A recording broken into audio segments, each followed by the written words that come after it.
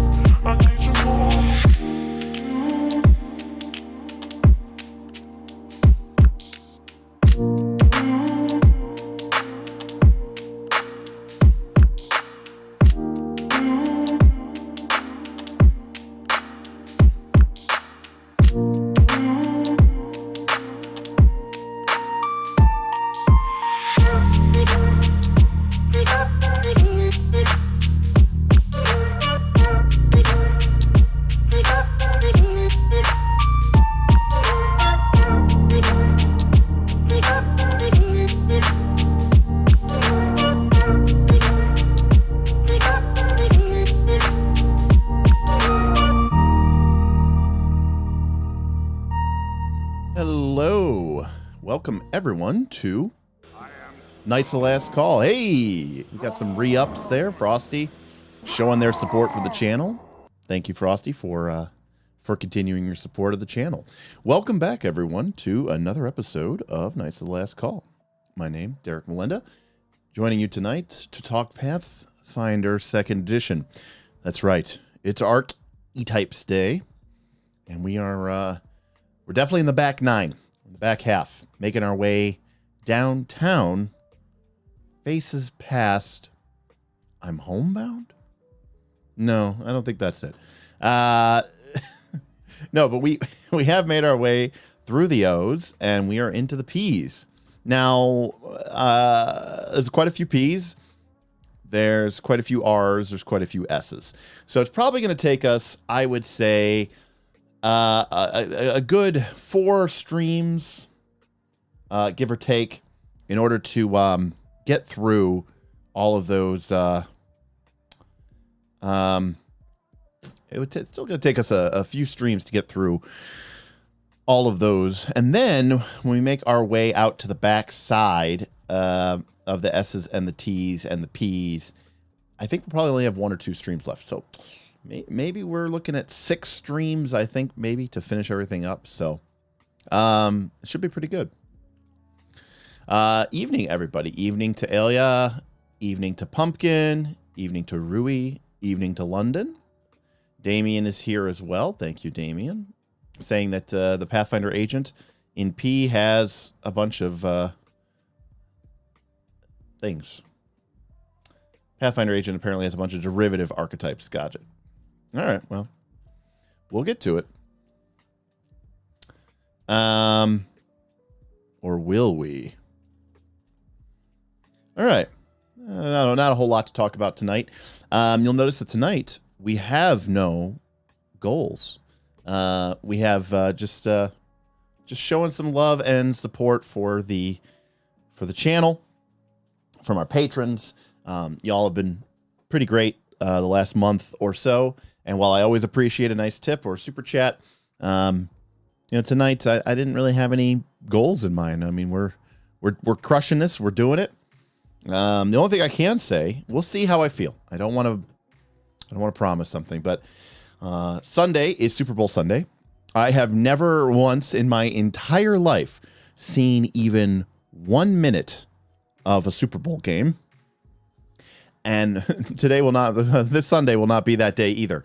So I might do a Super Bowl Sunday stream instead.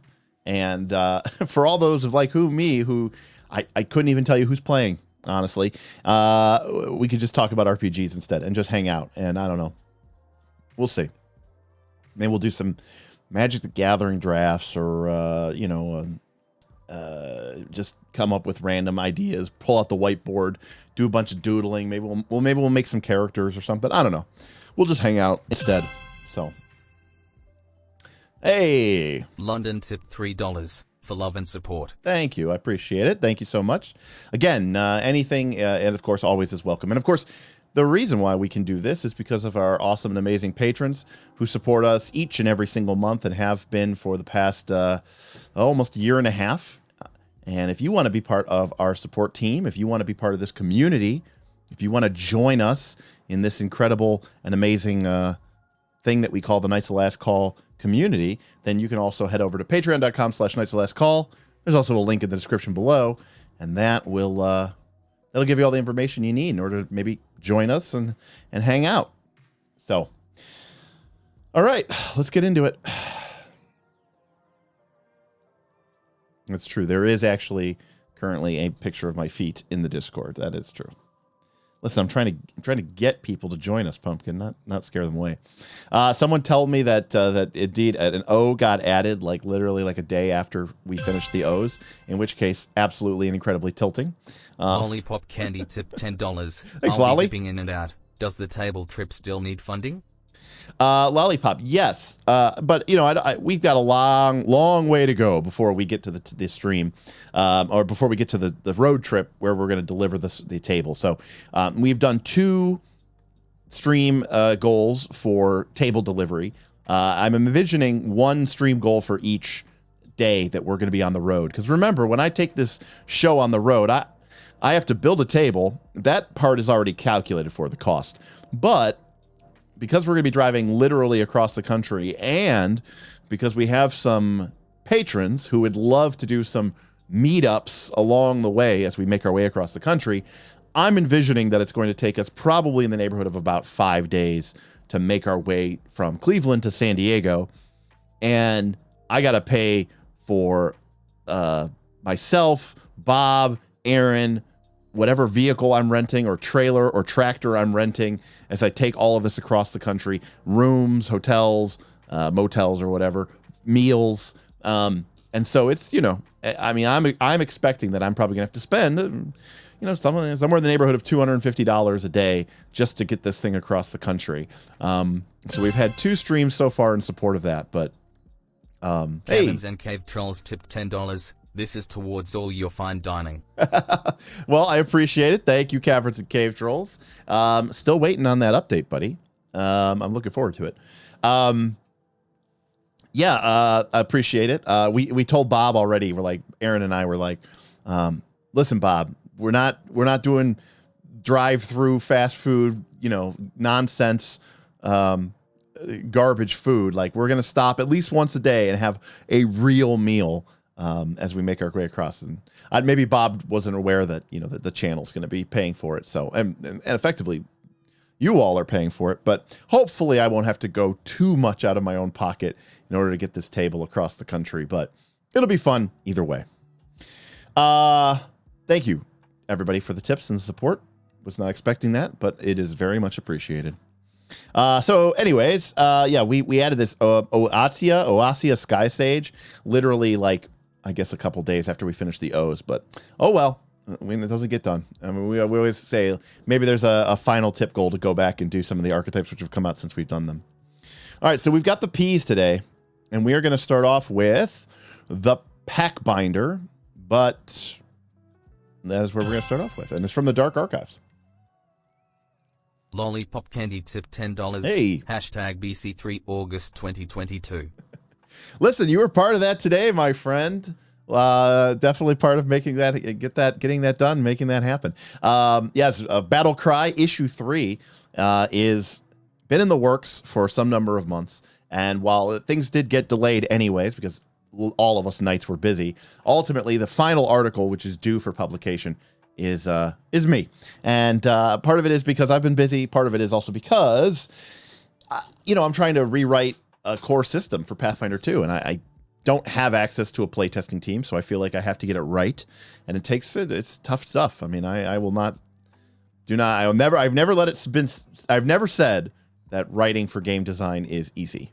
I may be critical of people, and they may not get it right every single time, but it is a challenging thing. So while I may criticize them for not getting it right, I don't blame them for not getting it right every time, because it is very, very tough. Mike T in the house says, hey, what's going on? Madison, Kennedy, Benjamin, how are you 3 doing tonight? Hope you're doing well. Your dad's a great guy. Caverns and Cave Trolls tipped $10. It's worth the wait. It will be a big update. Smile. Nice. Okay, you're looking forward to it. Caverns and Cave Trolls is working on his own little RPG there with a nice little crack little team. So been privy to, got a chance to look through some of the early documents, and I'm sure as it goes further along, Caverns and Cave Trolls might be willing to share some things with us here on the stream, and we could take a look at some of the stuff that he's been working on. So me, I love showing off stuff from our patrons, whether it's a book that they developed or RPG or anything really, basically. I mean, you guys are my friends and family, and I love hanging out with you. So, all right. Looking forward to that. Thank you for the tip. Pactbinder from Dark Archive. All right. We have made strange deals with entities and otherworldly beings, all sorts of multiversal denizens, amiable and unapproachable alike. All right. So we're making demonic pacts. We're basically a warlock, I guess, in Pathfinder 2, right? Hey, we got a super chat coming in from Cybersmith. What's going on, Cyber? Says, woo, I am in time to watch this one. Note about the Mindsmith archetype from last week. I think it might be worth more because it can't really be disabled. Even in prison or when plane shifted and naked, you have a weapon. That's true, but without your little keychain, you know, it's only probably useful at low levels. But, you know, there is something to be said about that. I don't know how often in your campaigns you're being plane shifted away and naked. So maybe it happens a lot, in which case, more power to you. That's awesome, Mike. All right, so we're a warlock, right? We're a Pactbound warlock. All right. So we pick up the dedication at 2. By the way, I need to change this immediately. Does anybody know? I saw in the release notes that you can change it. How do I change this hover over support? Anybody quickly know? In chat? I'm sure you guys do. Oh, here we go. Here we go. Boom. Off. Okay. All right. Thank you. It's very annoying. I don't know why they added that preview. The thing is stupid. Okay. I think it's one of those cool things where they're like, oh, we have server resources now and we can make things hover. It's like, we don't need it to hover. Okay. We have to be trained in diplomacy and one of our core knowledge skills. So that's not too hard. We have to understand our skill at negotiation and the magic that's going on to it. We go expert. We go increase expert in diplomacy. We go increase expert in arcana, nature, occultism, religion. That's pretty great. And that's a double expert in 2 fairly useful skills. And we gain a binding vow power, which we can use once a day for a single action. We bind ourselves by formally speaking a binding vow. Supernatural power will flow through us as we speak it, and all those present hear it intrinsically knows that it binds you. Ah, the old... everyone knows, even if they don't know what a summoner is, they know that you are a summoner, and they don't know what an eidolon is, but they do know what an eidolon is. Breaking this vow is anathema to you, and if you break it willingly, you lose all of your benefits until you fulfill your vow or do an atonement. Okay. The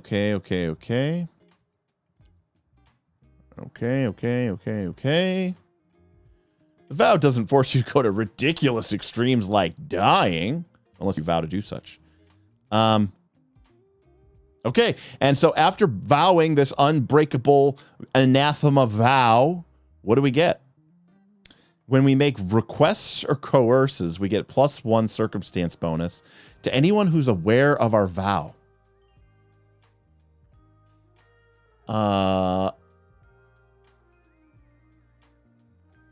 Okay, well, that's not great.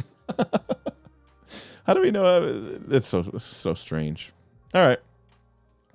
So we pick up a couple packs at level 4. We can pick between one of 2. The Fey Glamour Pact. Man, this really is just like a warlock.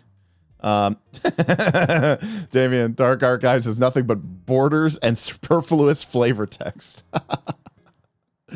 Okay, so we make a pact with Fey. As long as we keep our end of the bargain, your base appearance changes indefinitely to any one appearance is within the bounds of possibility for your ancestry. Okay, that's kind of cool. I mean, it's very flavor bound. Additionally, you can cast Illusory Disguise as a primal initiate spell once per hour using the higher of our DC or spell DC. In exchange, you promise to accept any Fey's request for hospitality, granting them food, drink, and lodging for up to 3 days and 3 nights. You also promise not to harm any creature who you've offered hospitality or has any shown. Okay. Or you lose the benefits.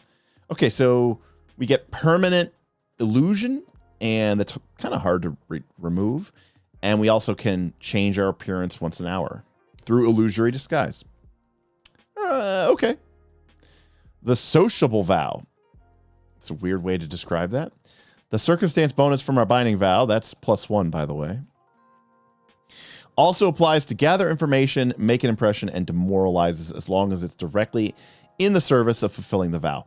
I don't really look on circumstance bonuses that highly because it gets overridden by aid anyways, but I mean, okay. Draconic Fury. We make a pact with the dragon. We get the Dragon Breath activity. In exchange, you promise to search for objects the dragon wants for its hordes upon request. It's weird how in this feat, they give us the powers first, and then they give us what we have to do second. And then in this feat, they tell us what we have to do first, and then they tell us what what we get second. Fey equals primal. Yeah, no, I get Fey equals primal. I just wasn't expecting to get Fey out of all this up here, but you know, it is a Fey vow. Once per hour, we can make a breath weapon. It's 30-foot cone. If they have a line, it's a 60-foot line. Okay. It deals 1d6 damage per level. Higher of class or spell. That's not bad. It's yeah, that's not bad. That scales, you know, level 9, you're doing 9d6, and Fireball's doing 10d6, Cone of Cold's doing 12d6. We get to do this once an hour. It's not 30-foot cone. It's not like a 15-foot cone or something. That's not bad. You know, there's obviously a lot of, you know, flavor here, right? Yeah, exactly, Kragan. The vow, you know, it actually kind of promotes a narrative, which I kind of like. Let's see. Pact of Infernals. So now we go up to the Devils. And once per hour, if we critically fail a check, we get to re-roll the check as a free action. This is a fortune effect. And we can automatically succeed at earning income. So it's a hero point once an hour, but only for crit fails. That's pretty good. However, when we die, our soul goes to hell. We cannot be returned to life except by miracles. And even then, the devils can track your every move for a year. Ooh, very cool. I think that's actually pretty sweet. I think a free hero point once an hour to basically re-roll a critical failure. And then, you know, this is very much a story-based penalty, but I mean, you know, can't get raised. I mean, that's a thing. All right. Yeah. Oh, look at that. That's cool. You can't retrain out of this pact without rejourneying to hell. That's neat. Very cool. Pact of the Final Breath. You've sworn a pact with a powerful psychopomp. I know. I know what they are. I just think it's the silliest name. I just don't like it. Like, they're like, people are like, oh, it's Latin. It's like, well, we use dragon and demon. Just give it a name. I don't know. I hate the name psychopomp.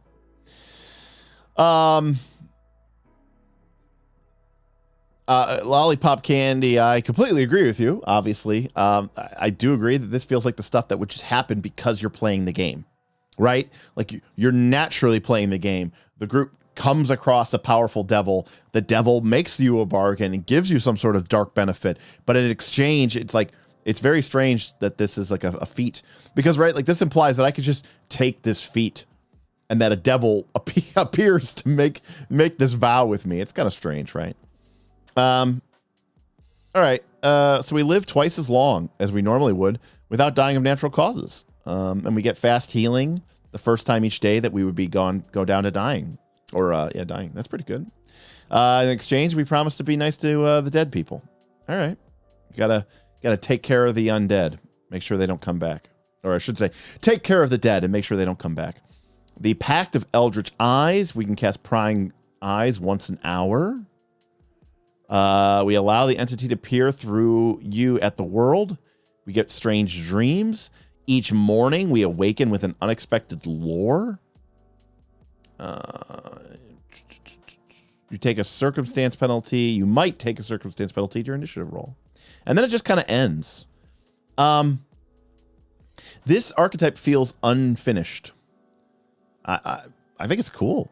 I mean, I would you all agree that it's a flavor? I mean, it's absolutely a flavor. I don't know. I mean, I think this is great flavor. I think this is S tier flavor.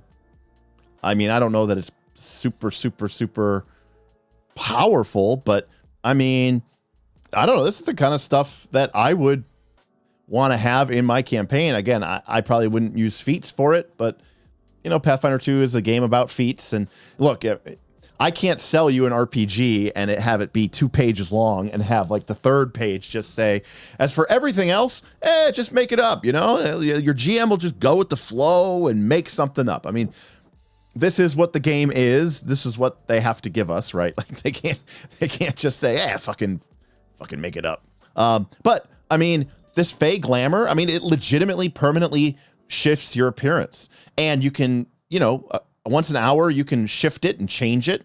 All of them use the higher of your spell or class DC. I think that's incredible. The Draconic Fury gives you a legitimate breath weapon that is legitimately useful. Again, once an hour. So it doesn't feel like you're not a dragon. It feels like you're actually getting value out of this. This Infernal Prowess is great. This Final Breath is very cool. Like, you're literally bargaining for, good luck and long life, and in exchange, you're, making promises to these powerful extraplanar entities. I don't know. I think it's really cool.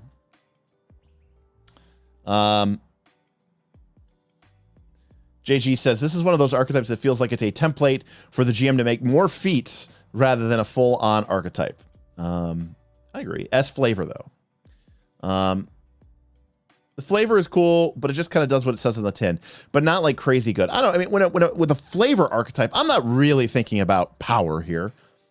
I'm thinking about, is this really, really flavorful? And I think it is.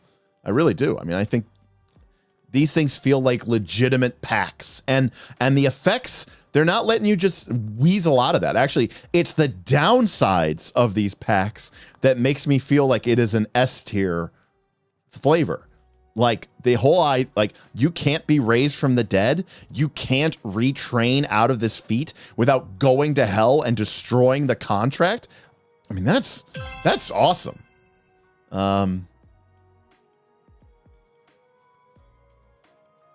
So we got a super chat from Cybersmith. Something to note for archetypes giving expert at level 2, that allows you to pass standard DCs with assurance. Only other levels like that are 7 and 15. Yeah, that is true. I mean, it's another good reason why rogues and investigators are pretty good at skills. That is very true. Thank you for the super chat. We got a super chat from Mighty Dave, who says Archetype. I did lead off with that. Thank you, Mighty Dave, for the super chat. Appreciate everybody coming out tonight and supporting us. I think getting double expert in 2 good skills, I also think it's flavorful that your character would, be trained in these, sort of knowledge-based skills and then also have diplomacy. I don't know. I think it's cool. I'm going to leave it at S. I liked it. All right. Pactbound Initiate is next, and this is rare from Monsters of Myth. Okay. All right.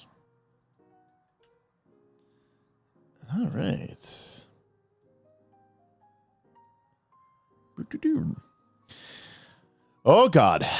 Saumenkar Sauron can initiate a member of another ancestry into their pack, imbuing a creature with the power and a curse.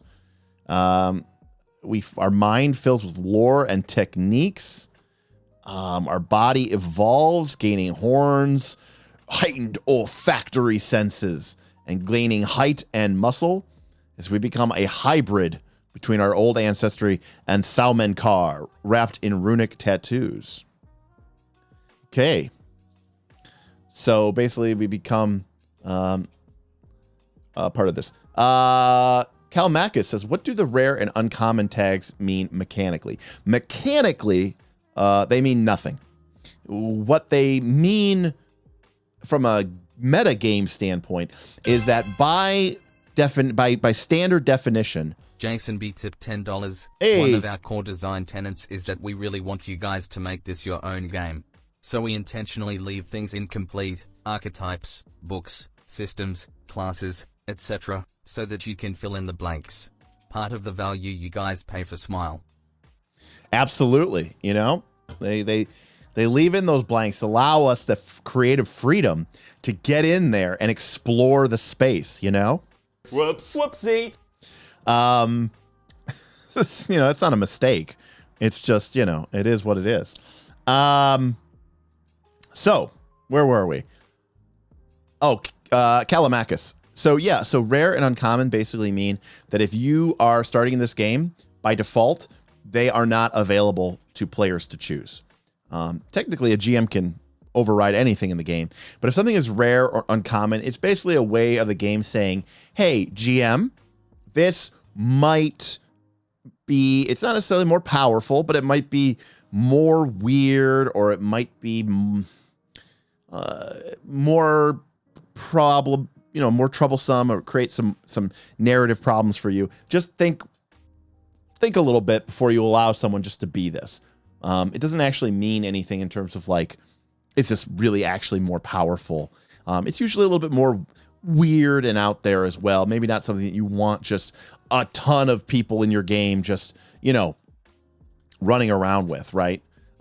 You kind of want to make sure that, that you're maybe putting a lid on it. All right. So apparently Damien says this is the big Yeti guy from Monsters of Myth. That makes a little bit more sense. Okay. So we take Pactbound Initiate. We have to be earn the trust of a Salmon Car who initiates us. We get cold resistance equal to half our level. That's not bad. We can hide and sneak even if we don't have concealment in light snow. And everyone can sense the mark of us on us, and our attitude towards us is one step better. That are members of the Salmon Car. So all Salmon Car are unfriendly to outsiders, make them indifferent. I don't know. That's pretty cool. Very flavorful. Very cool. Obviously, by the way, this is totally a flavor archetype. Ice Crafter. We get training and but no skill improvements here. Just FYI. But cold resistance, half our level. That's not bad. Ice Crafter. We get trained in crafting, or we become expert if we were already trained. We get magical crafting skill feat, and we can make permanent items out of ice. These are translucent blue crystal, resemble icicles, and have the same properties as cold iron. However, any creature who wields a piece of ice crafted equipment takes 1 cold damage each round. I don't know. That's pretty cool. Very couple feats. You can make cool ice items. Very flavorful. Yeah, I mean, you're getting, a bunch of stuff here. Crown of the Salmon Car. So we had one at 2, 4, and 6. We don't really get a lot of choices here. We get 2, 4, 6. Your body begins to evolve, taking the first steps of blending our very self with the ancient curse. We become larger and bulkier, pushing the very edge of height and weight for our size. So not quite enough. We're not large, but we're big, medium. We get scent with an imprecise sense as a range of 30 feet. We get a +1 circumstance to stealth, to sneak and hide in forest and snow. We get horns, which gives us a horn attack. They do 1d8 bludgeoning. They're in the brawling group and the shove and trip traits. I mean, it sounds like we're becoming a monster. It's just flavor that we're becoming big, but we're not actually large. Extra medium, if you will.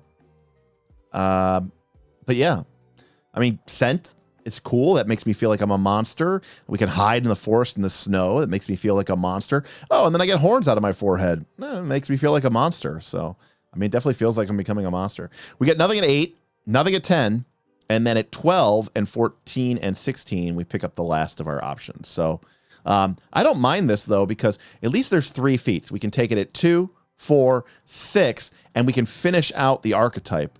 And then we can go in to another archetype at, say, 8, 10, and 12. And then if we want, we can come back to Frostbite Runes at 14, which I like. So, Thick Tattoos. Oh, this is Frostbite Runes. Thick Tattoos, each one a rune fragment from our long-lost language spelling of our deity, whatever. We get +1 status bonus to saving throws against evil and necromancy spells and effects. It's okay. We can sense the presence of evil undead as a pervasive taste of oily corruption, so a vague sense within 60 feet. That's okay. We can't use the pinpoint. And in addition, we deal 1 point of cold damage with all strikes made with an ice-crafted weapon. And if we have the crown, we deal 1 point of cold damage extra. This one doesn't really impress as much, but I mean, it's definitely flavorful for their idea that they are trying to hunt down and destroy undead. And it's cool that we're being covered in these tattoos of runic segments from a long dead language. I mean, I can definitely appreciate that. But this one is a little, a little bit less. Curse of the Salmon Car. It's our level 14 feats here. Cybersynth, is large really nerfed? I'd argue that threatening extra squares is worth more in this edition. I think it's worth as much as it was in any edition. I mean, in older editions, you always had attack of opportunity. In Pathfinder 2, you don't always have attack of opportunity. And usually getting large in previous editions made your strength go up. It made your con go up. It made your damage dice go up. So overall, I would say that it's nerfed. I mean, it is the case that you still get reach. So that's obviously Mighty Dave. That's why they didn't want you to be large. They don't want you to have reach. That's all. All right. So once per day, if we get to the Curse of the Salmon Car at level 14, 2 actions. Once per day, we can activate the runes on our body to create an icy prison around a huge or smaller creature we can see within 60 feet. It is a sphere of unmelting ice just large enough for the target. They must make a reflex save using the higher of class or spell.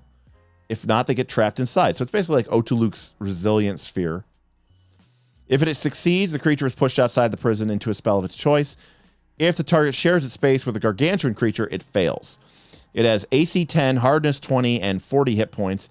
It's immune to cold, critical hits, and precision damage.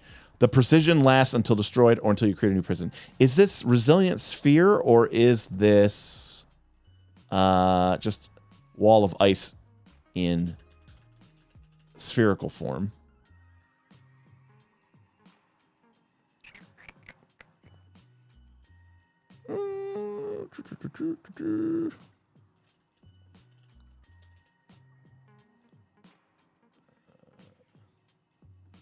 Is there still a resilient sphere spell? There is. Okay. AC 5, hardness 10, 40 hit points.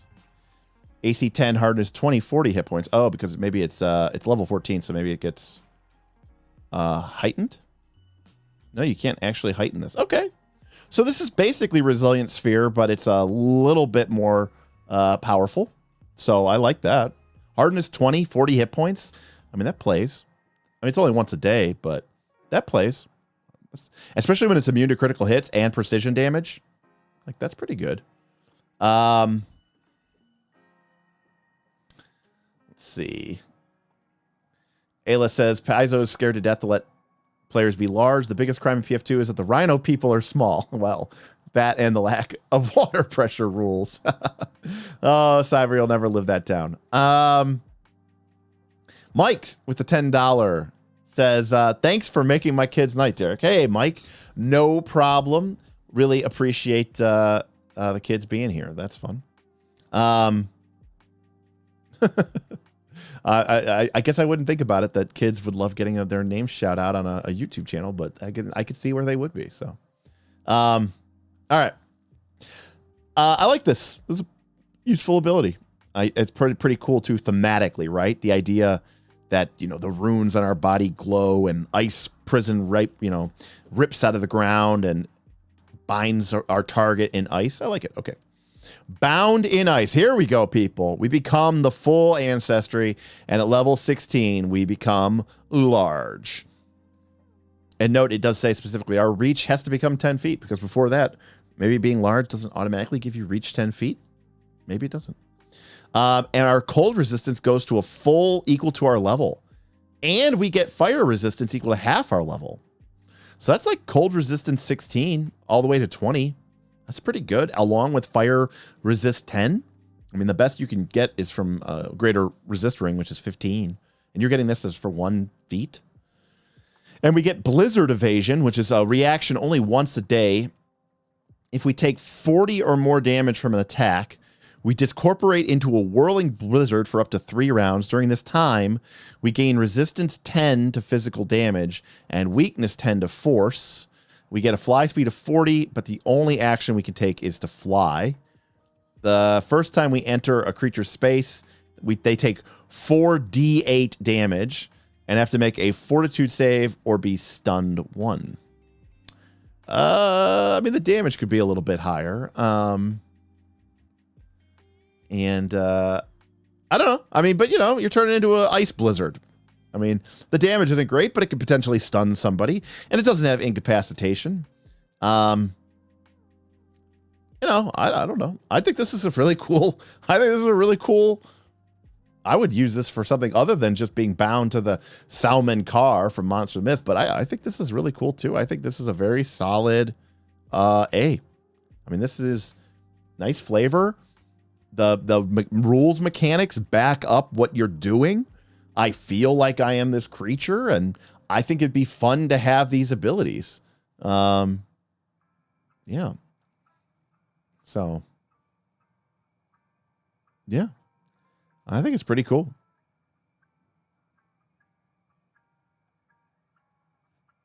So another great one from them. All right.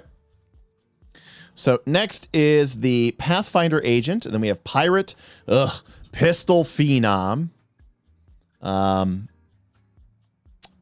Mike is asking, what DC? It's better of your class or spell, Mike. So still pretty good. Whichever's higher.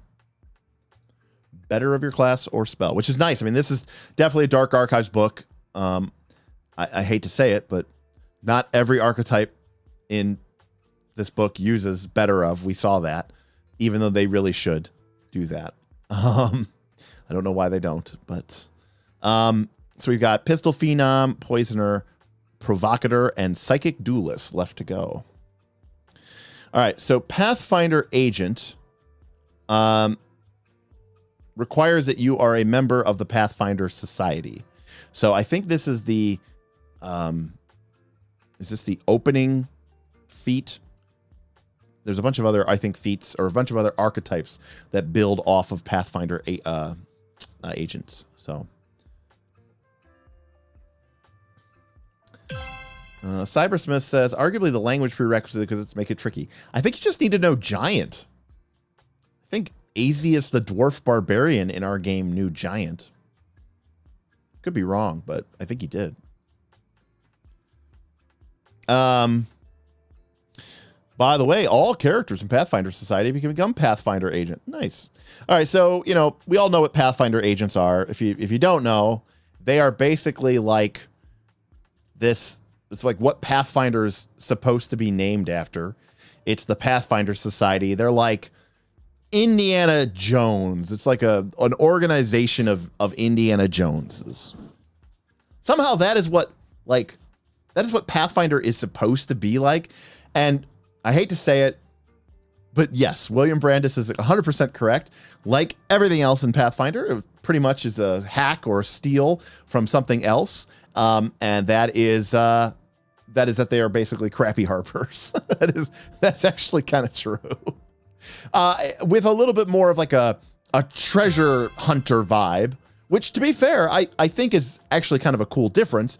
Harpers are like the stereotypical heroes that are here to do the right thing. And so Harper doesn't really, match well with the way most people play D&D. Actually, it's really funny because the nature of the Pathfinder Society and their emphasis on, exploring the world, gathering artifacts and antiquities, and essentially gaining fame, feels like it should be more of a dungeon delving, mercenary kind of quasi murder hobo type feel. And you would think that Pathfinder would then encourage people to be,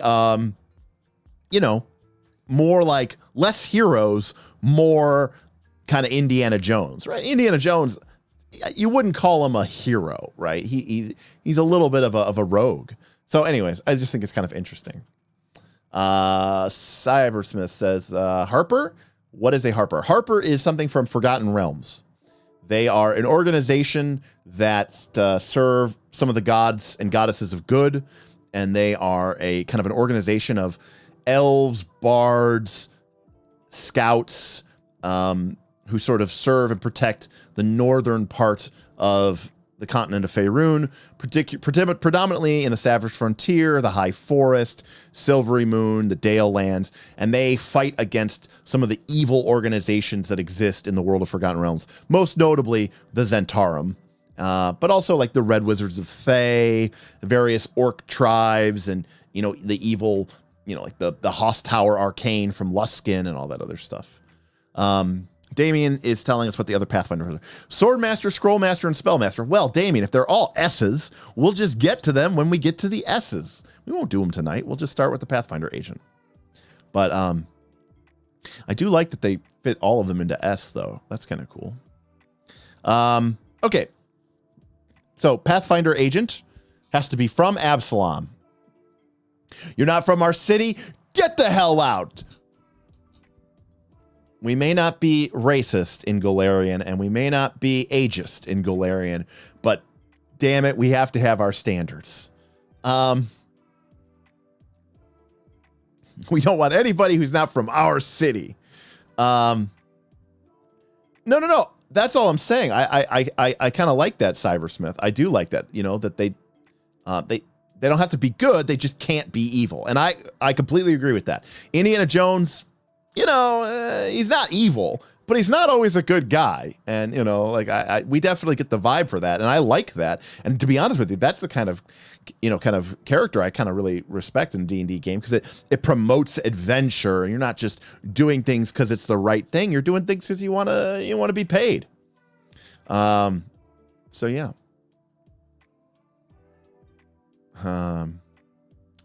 So actually, it's kind of surprising, actually, when you think about it, that this exists still in the game. Because, right, this whole concept here, globe-trotting, exploration, cooperation, gathering artifacts and antiquities, it all feels a little colonial, right? Like the people from Absalom and their civilization, they're going what?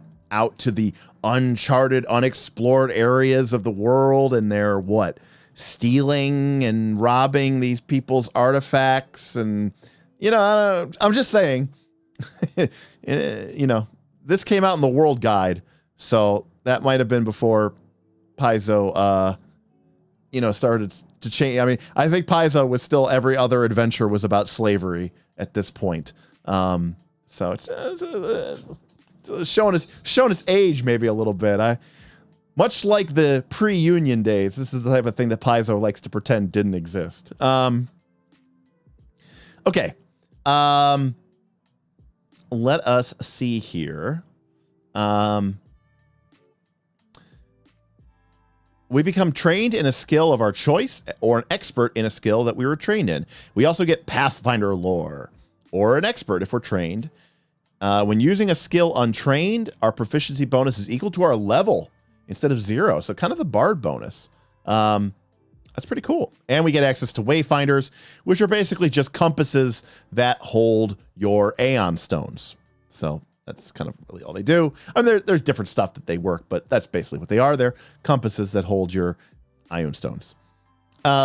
Careful Explorer. So we got a couple options at level 4. Let's see. We are searching in exploration mode, even if we're not searching. So very similar to what a rogue gets. And we get to make a check to find traps that normally require for you to search them, but we do still need to meet all the prerequisites. Dead Reckoning. 2 actions. It's a skill.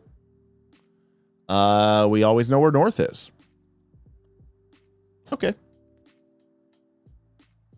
So, pretty good, I guess, for a skill feat, I suppose. I don't know.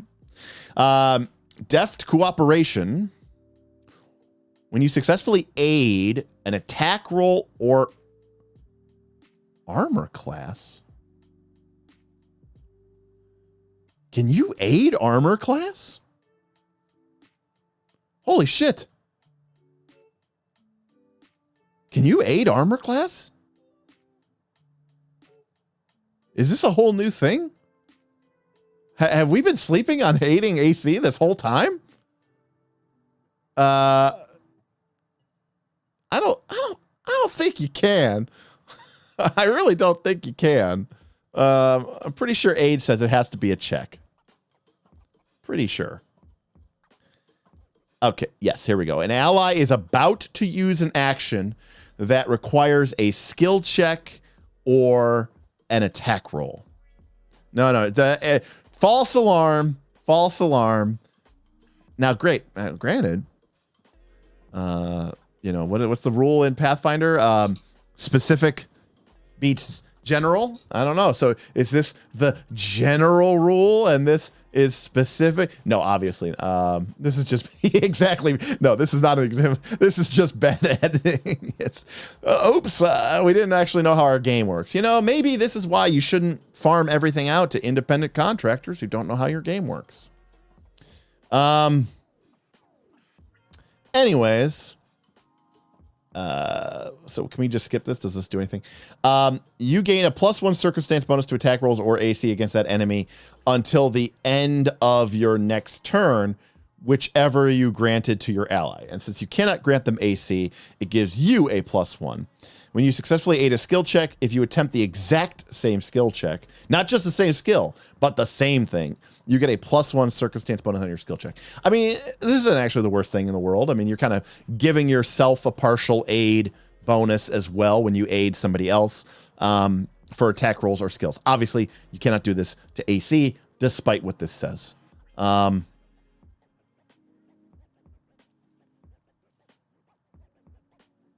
At this point, Paizo should just farm this shit out to our Discord. If nothing else, the rules would actually get cleaned up. All right, you know what, Cybersmith? I'll tell you what, Cyber. If we ever make a Pathfinder 3rd edition for our own patrons, we'll let you include a sidebar. I will not put it in the main rules, Cyber, but we will have a sidebar in the GMG with pressure rules.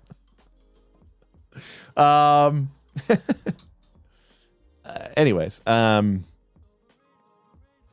good to know. Environmental Explorer.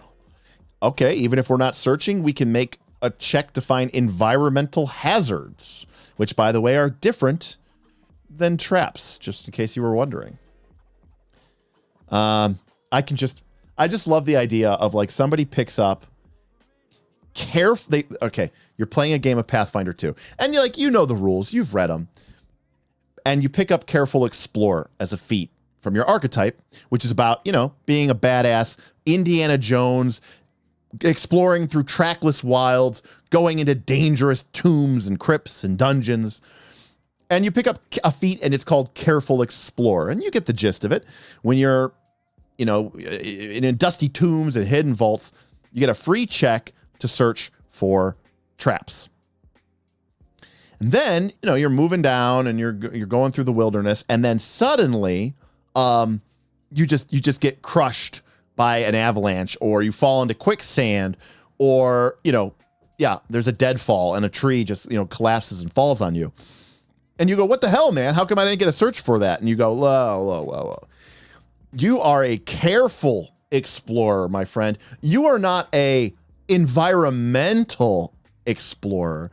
That's a whole separate thing, man. You're just, when you're outdoors in the wilds, you're just looking around. You're not paying attention to anything. Okay. Anyways,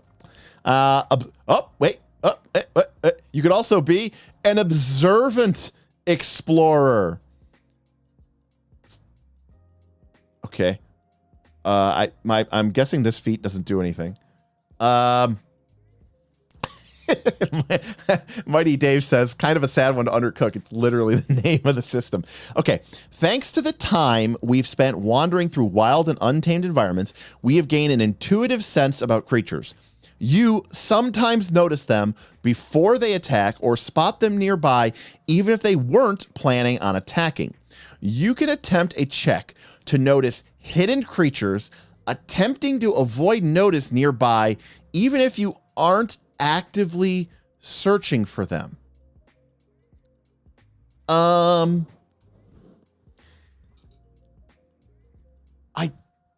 don't know how that works. with the rules.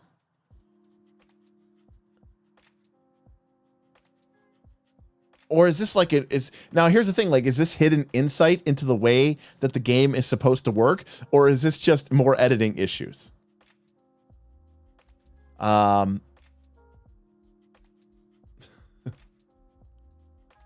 Yes, this is exactly, yes, Mr. Brandis. I do remember our literal 8-hour conversation where we talked about avoid notice and encounters. Yes.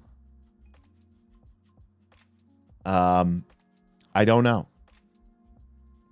This is very interesting.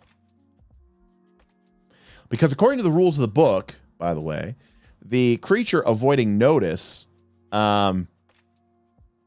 makes a stealth check, and it's against your passive perception. So, but then you're both making checks, and like Pathfinder 2 doesn't do that. William Brandis, this is exactly what this is implying. This is saying that you can attempt to check to notice hidden creatures that are attempting to avoid notice nearby, even if you aren't searching for them. So this applies that if you're not searching for a creature, you don't get to see them? Yeah, Callimachus is also kind of right here. So like, right, exactly. Exactly, Ayla. Their pose checks are not part of Pathfinder 2. They got rid of that. So what even is this feat?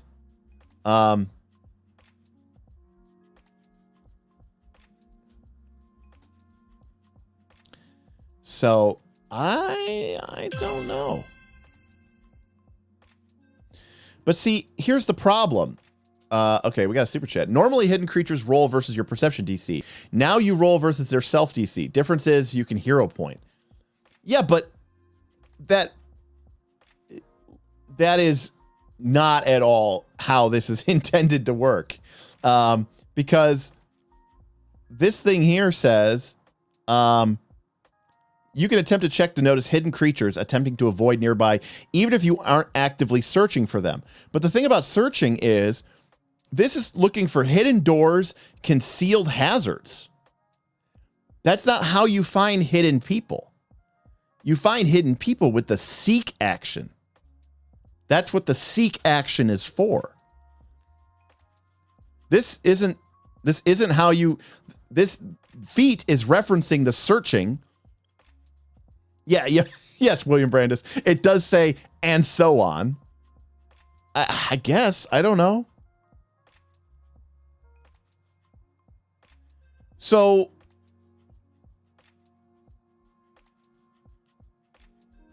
Roxley says seek is only during combat. No, Roxley, look, searching, all exploration activities are actions which are repeated endlessly. Look at search. Look at the capital in S. You aren't seeking, you are seeking with a capital S. It's just like how the defend exploration action is really just you endlessly repeating, raise your shield, raise your shield, raise your shield, raise your shield. All of the exploration actions are just a shortcut for you repeating the same action over and over and over and over again. And instead of saying that, they call it something.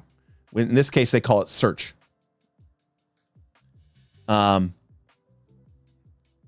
Yes, exactly. Capital letters imply game mechanics at play. So,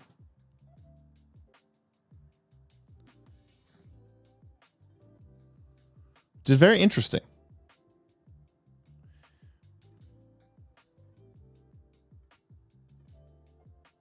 Yeah, exactly. I don't know.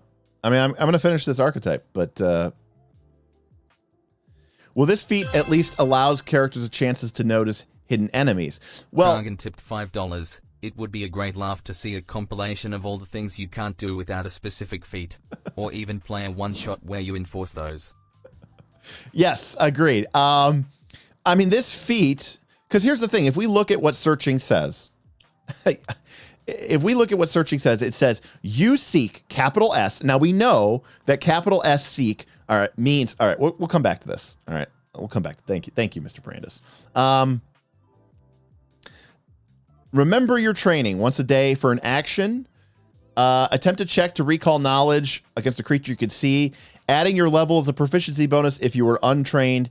And if you roll a failure on this check, you get a success instead. All right.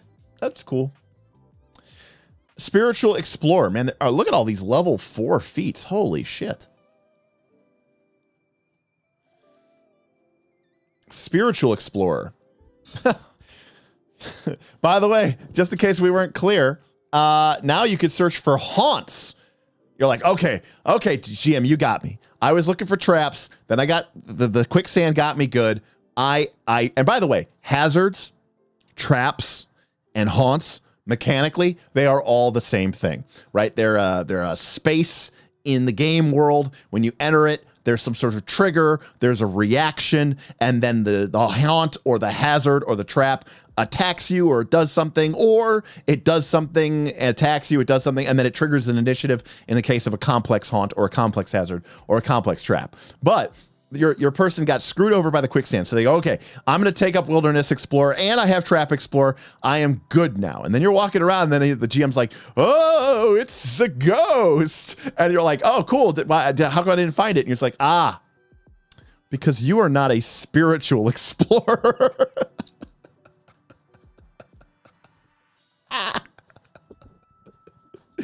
I would... It would be hard for me not to like just rip my character sheet up in front of my GM, wad it into a ball and throw it into their face and say, explore that. Anyways. Thorough reports. Another level 4 feat. Yeah, these people are really bad at pathfinding, huh? All right. Keep track of each creature that you successfully identify with recall knowledge. When attempting to recall knowledge checks against this creature later on your list, you get a +2 circumstance bonus, and you learn an additional fact about each creature on a success. Which, by the way, further sort of stipulates that we actually need to know, we are rolling each time to see what we actually know about this creature. Like, for example, if I encounter a creature and I make a recall knowledge check, it's not that I know, like, oh, I know all about trolls. No, I just know this one thing about trolls. I know nothing else until I make more recall knowledge checks. All right. Watch and learn. Reaction. An ally you see succeeds or critically succeeds on a strength or dexterity skill, and it's a skill in which we are untrained. All right. For the next minute, we can add our level to our bonus, even if we are untrained. It's one of those things where I'm like, okay, why don't I just follow the expert? And that's going to give me my level to my bonus, and it also is going to give me an additional circumstance bonus. All right, Wayfinder Resonance Tinkerer. You can use the unusual resonance of your Wayfinder, which again are like Pathfinder magic compasses. Choose one cantrip from the Arcane, Divine, Occult, or Primal spell list. You can activate your Wayfinder to cast that cantrip at will. Electric Arc, please. As normal, this cantrip is heightened to a spell level equal to half your level. Additionally, you can activate your Wayfinder with an action to transform it into a nondescript brooch or pin to hide your affiliation. But of course, this only lasts an hour. Awkward when it just turns back into a Wayfinder in the middle of a tense negotiation. Why doesn't it just say forever?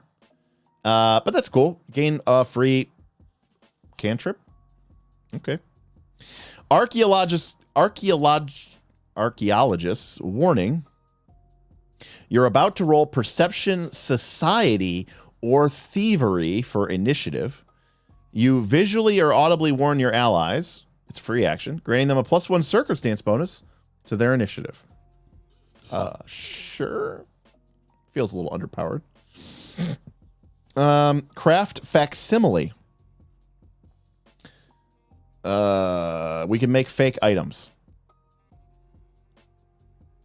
We have to be an expert in crafting. We can spend 1 minute to assemble a facsimile of an object of no more than one bulk from available materials.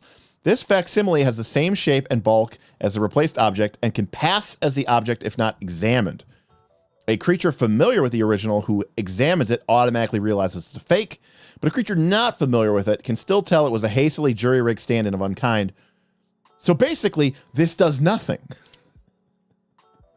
So someone who knows what the item is knows it's a fake, and someone who doesn't know what it is can still immediately determine that it is a hastily jury-rigged stand-in. Whoops. Whoopsie.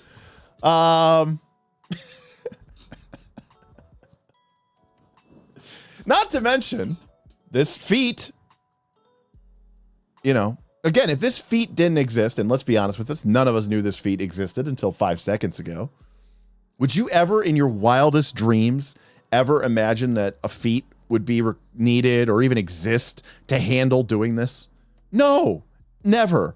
And I know what everyone's going to say out there. Well, Derek, that's because without the feat, I would probably say that it takes more than 1 minute. I would say it probably takes 10 minutes to do, or maybe an hour. But here's the thing.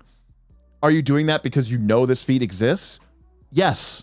If this feat didn't exist and someone said, hey, I want to make a jury-rigged mock-up of, I don't know, the golden idol that I'm about to steal from the temple, you would just make a call and you would say, I don't know, it takes you a couple of minutes and you do it. And like, that would be it. Anyways, take this feat to do the thing that you could already do. Cybersmith, raw without the feat, it's 4 days. Oh yeah, you could totally do that. It takes 4 days. Anyways, I also love the idea that prior to the errata, you could not do this for a Gnomish Foot Mace. Yes, this feat is stupid. Discerning Strike. If we have identified somebody with recall knowledge, then we can make an action to strike them, and it deals 1d6 precision damage. And if it's recall knowledge and we've already recorded them through our thorough reports, we deal a point of persistent bleed damage, and then they are immune for 1 day. So once a day, we can sneak attack for 1d6 damage. Oh, but it, yeah, okay. All right.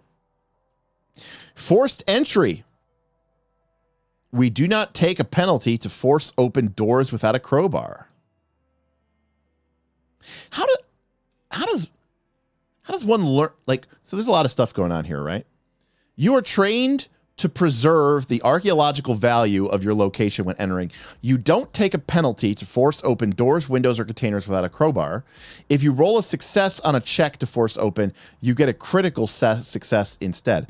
The first thing is, what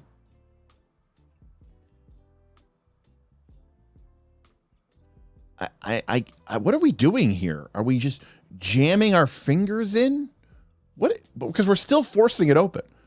So it's still an athletics check. It's still strength based. By the way, to be clear, you could totally do this without a crowbar. You just get a -2 penalty. So this is this is cutting out the -2 penalty.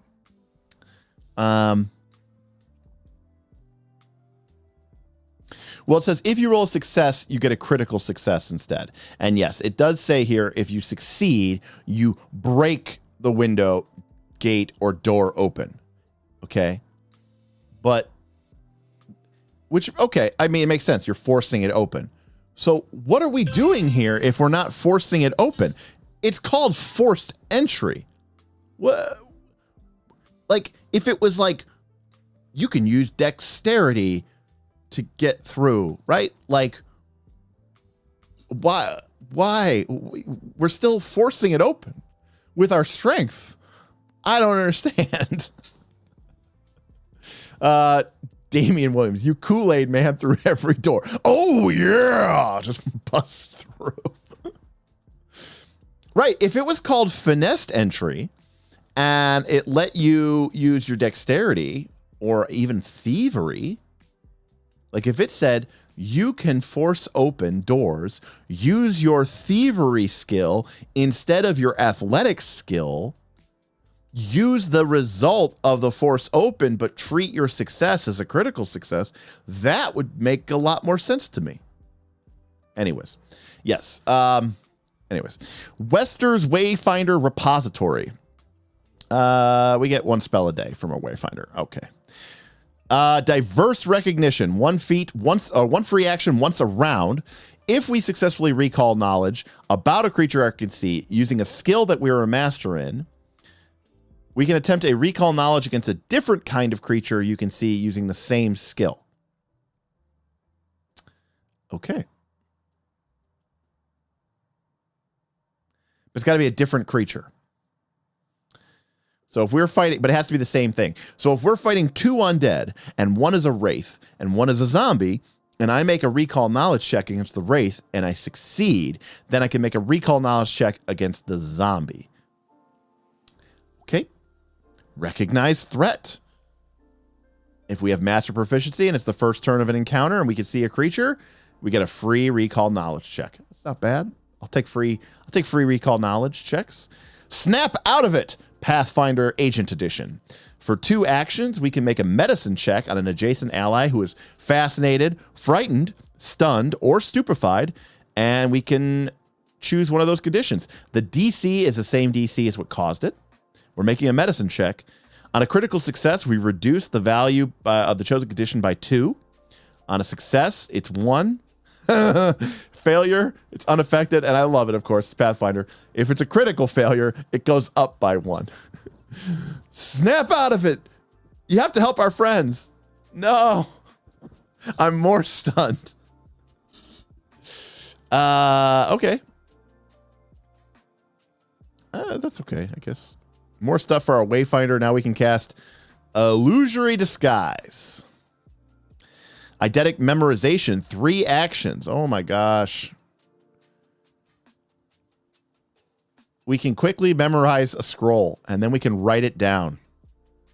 And we can only have 1 page of writing per memorized at any one time. Yes, Cybersmith, that is 100% accurate. Everyone duck. I fail, or, okay.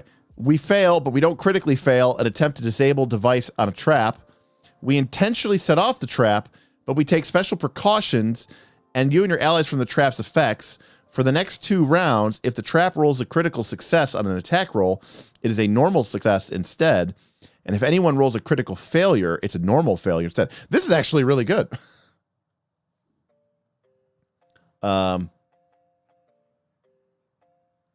Sort of.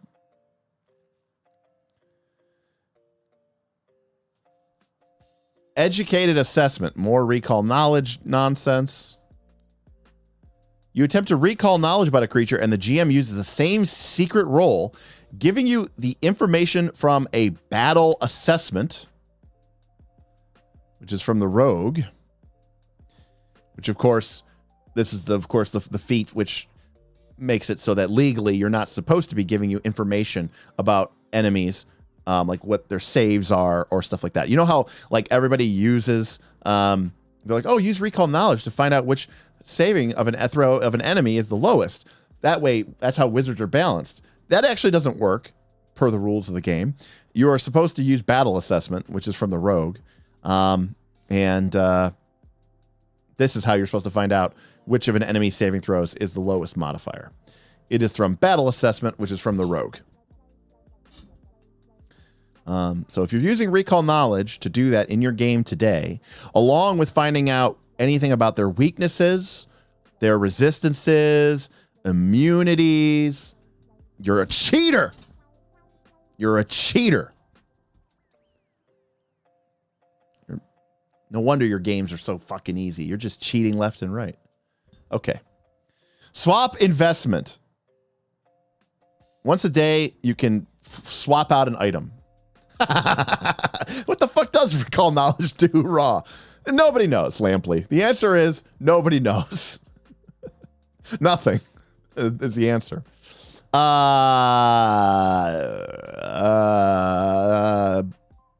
See, Flavor C, I guess. I don't know. I don't really know where to put this thing. Let me see here. Oh, Mechanics C. All right, hold on a sec. We'll get the poll up. Pathfinder Agent. I don't know, because it seems like you're trying to be something in the world, which is specifically a, you know, Pathfinder person.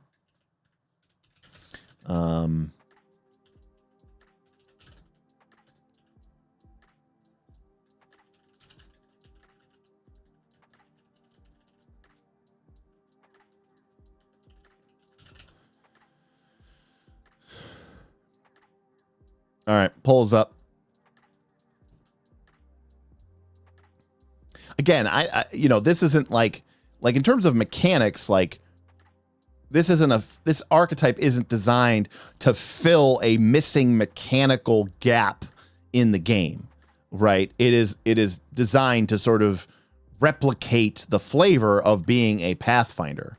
I don't disagree with Ayla, who says that none of this feels really particularly tied to the world. It's just called Pathfinder Agent, but it's really just a hodgepodge patchwork of borrowed class features, which feels kind of accurate as well. In which case, it's arguably a really shitty flavor because, I mean, you read this and it's like, okay, well, this is obviously supposed to make you feel like a Pathfinder agent. I mean, you know, Pathfinders are all into the Wayfinders and they're all into like all that stuff. And I mean, there's definitely that element is tying you to the world. And look, you have to be from Absalom and you need to be a member of the Pathfinder Society. So there is that.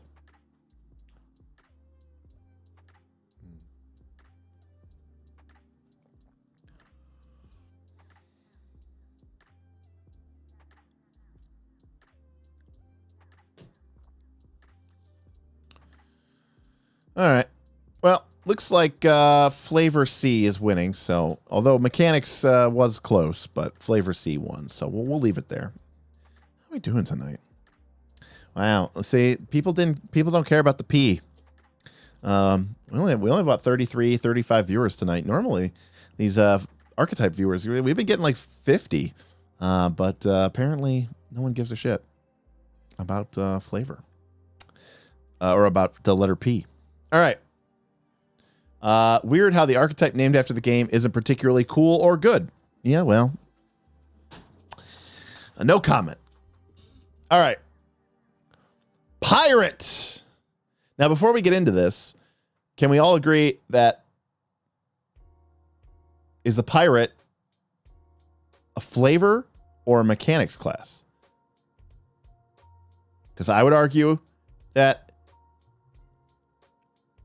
it's mechanics. It should be mechanics, right? It should give you the mechanical support to be a pirate, right? Isn't that like that's how I'm thinking it should work? Because like pirate isn't like, it would be different if this thing was called like the Blood Seas Pirate, or if it was called like, you know, the Pirates of some nation, or it was called like the Black Flags Pirate. But this is just supposed to be, you know, pirate. All right, people are saying flavor. Gabe, what's up, Gabe? Gabriel says, going through archetype feats makes me extremely sad and disappointed with the system. So I haven't been watching these streams. Yeah.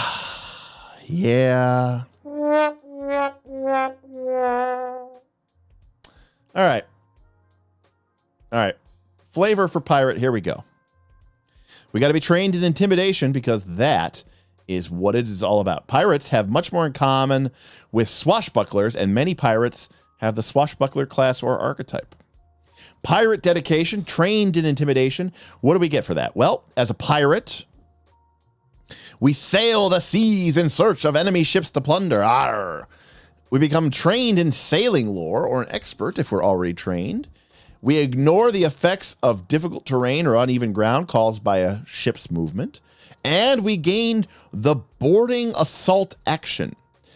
For 2 actions, we can stride twice or attempt an acrobatics check to swing on a rope, but only up to twice our speed.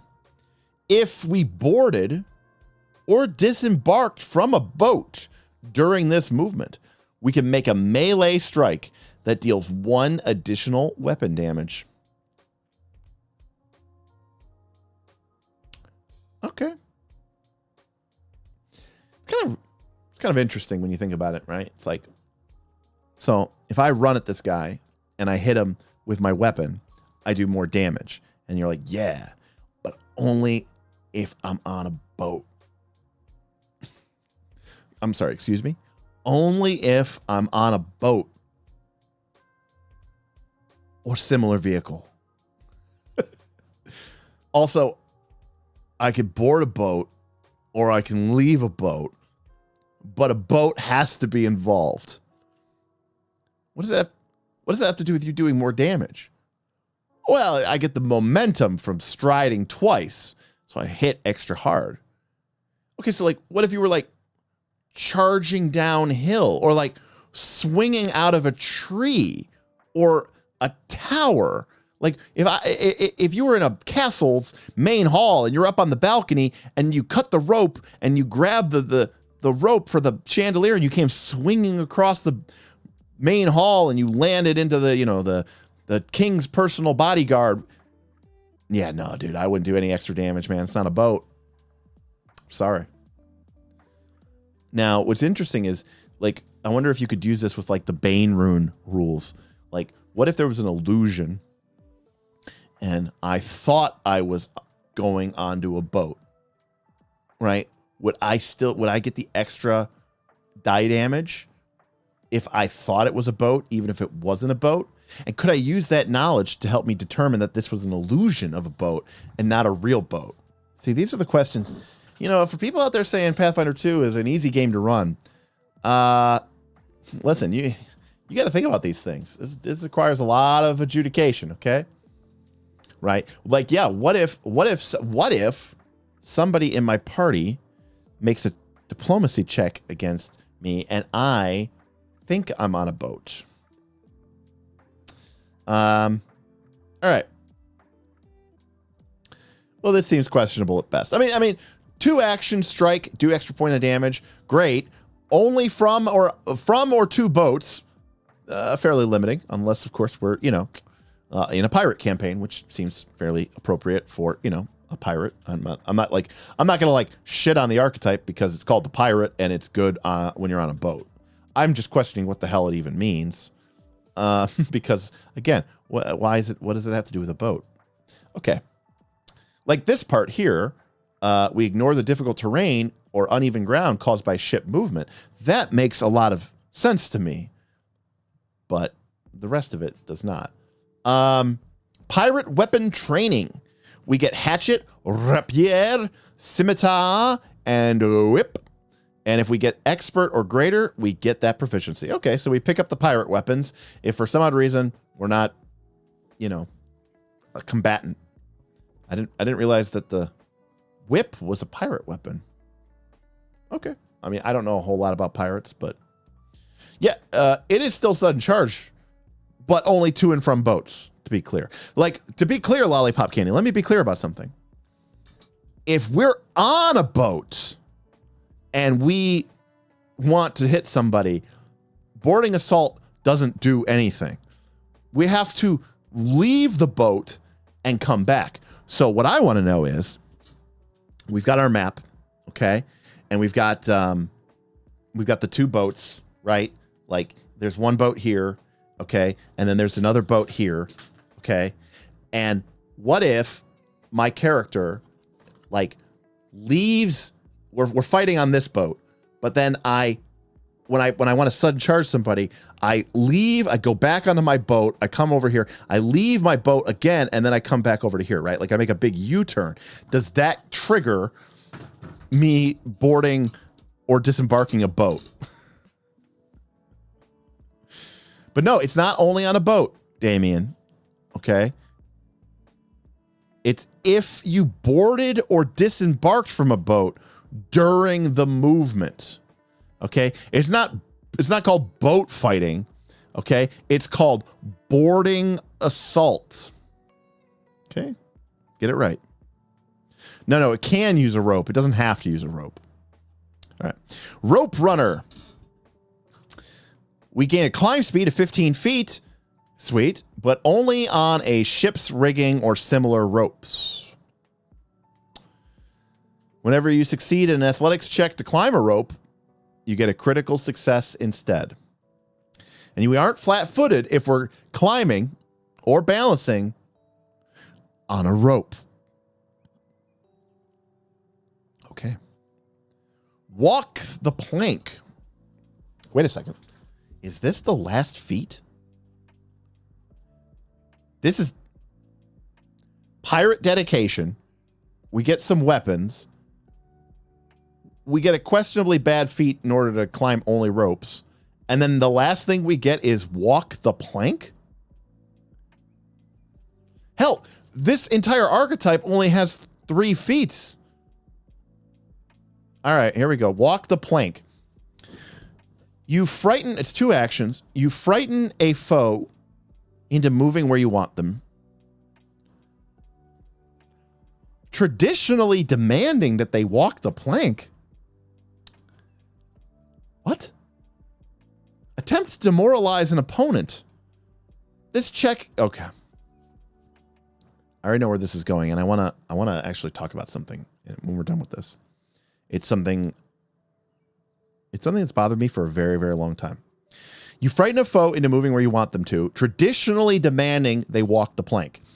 Attempt to demoralize an opponent. This check gains the incapacitation trait, already making it fairly useless. On a success, in addition to the normal effects, which would be frightened, you can also force the target to stride up to its speed. You choose the path the target takes, and it does so as part of your walk the plank action.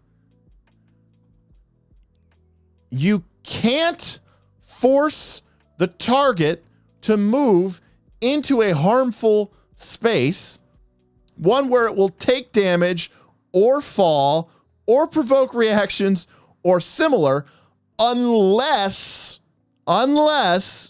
we get a critical success. And then they become immune to walk the plank for 24 hours. Here's what I want to talk about. Many years ago, and I'm talking about like in the 90s, okay? I remember reading an old copy. Got a bunch of them back here. I have an old copy, well, at the time it was new. Actually, I should say it was new. But it was the mid-90s. D&D 2nd edition. And I remember there was an article in Dragon Magazine about police or like law enforcement. And they had all these like rules for police. And this is 2nd edition D&D. So, you know, things were a little bit different. This was before D20, but the idea was the same. And one of the things they had were like the police officer NPCs or monsters or whatever. And they had this thing where it was like an aura. It was like an aura that surrounded the police officers.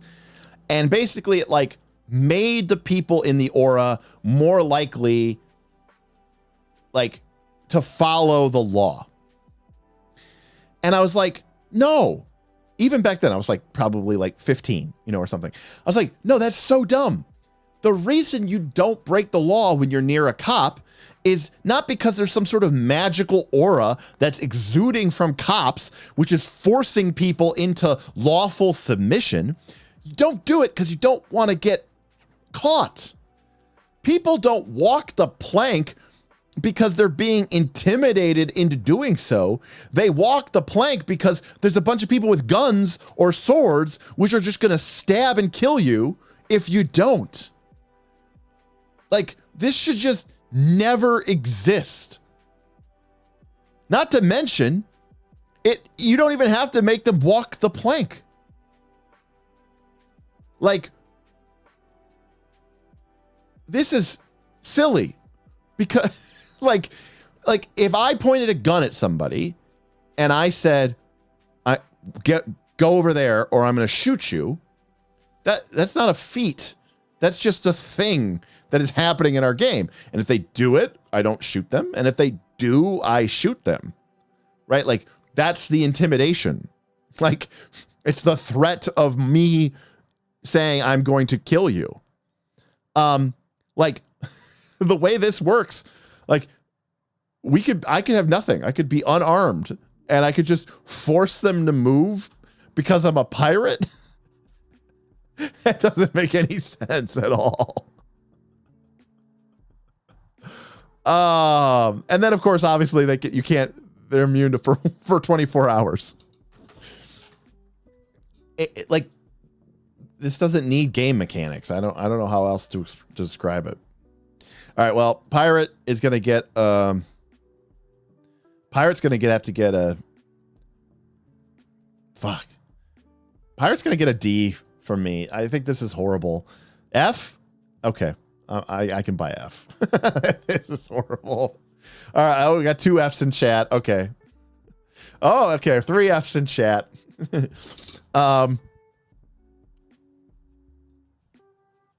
So generous at a D. Okay. No. I will happily and easily move this down to F.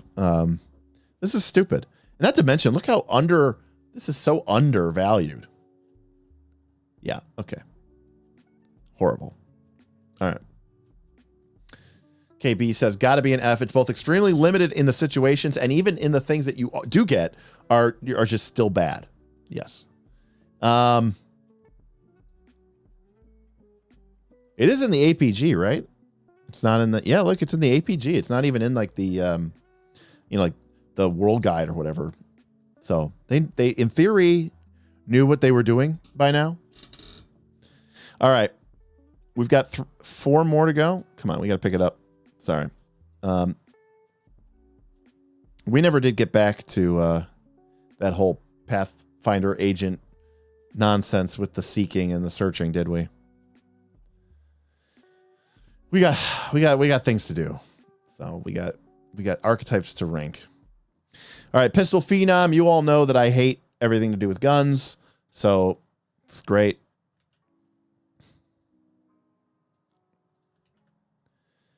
Pistol Phenom. This seems like the perfect type of edgy anime type character that people in Pathfinder would love. You treat combat as an art and your pistol as an extension of your performance. God, everything from Guns and Gears is so fucking douchey. I hate it. I hate it so much. Everything in the entire book is horrible. Like, what the fuck does this have to do with a gun? Like, why isn't this just, why isn't this daggers or swords or a bow? Why is it? Why? I hate everything about this book. Okay. To you, everything is a show. And use your gun as a prop and an instrument, not just to kill opponents, but to trick, mislead, hinder, and even bully them into doing what I want. No. It has nothing to do with the concept of fantasy. It has everything to do with them being douchey. Like, why does this have to do with guns? Like, why can't I just do this with a pair of daggers? Why can't I do this with a long sword? Like, why can't I? Like, why does it have to do with a gun? That's all. It's stupid. Okay.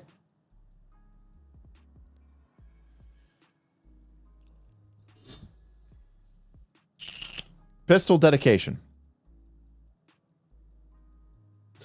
I guess spinning your gun is a whole thing that gunslingers do, but wow, is it weird about it? Yeah, that's basically it.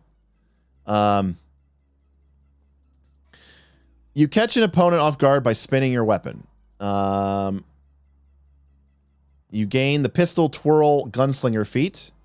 enabling you to feint against creatures within your weapon's first range increment. This otherwise serves as the pistol twirl feat. All right. And we got a super chat from Cyber. In fairness, humans were using guns before we were using greatswords or full plate metallurgy limits. Guns are authentically late medieval. Yeah, I'm not arguing about whether guns are factually present in D&D or not.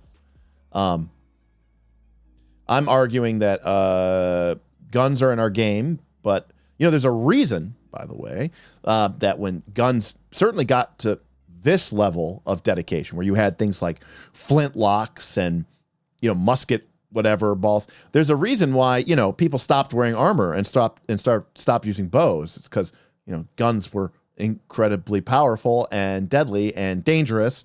And it's not like if we had a game where it's like everybody was using like old style arquebuses that the Chinese were using back in the 14th or 15th century, the Japanese were using during the Warring States period. Sure, okay, I could buy that. It's like, I know, it's like a 5-minute reload time. I mean, but these people have literal flintlock pistols, and they do D6 damage. Like, why? Okay, if you're gonna have guns, also, you know what, Boothby? You're probably right. They weren't twirling those old-timey guns because the bullet might very well fall out, or the matchlock would get dislodged, or the gunpowder in the pan would fall out if you turn that thing upside down.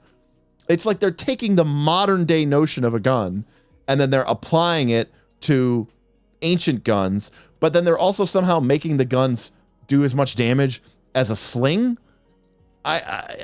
It boggles my mind. I just don't like it. Okay.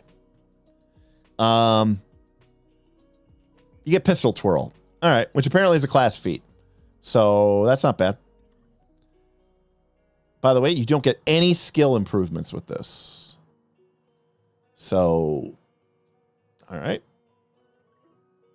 And this just lets you feint at 1 range increment. And you can feint with performance instead of deception. Okay. Gunpowder Gauntlet.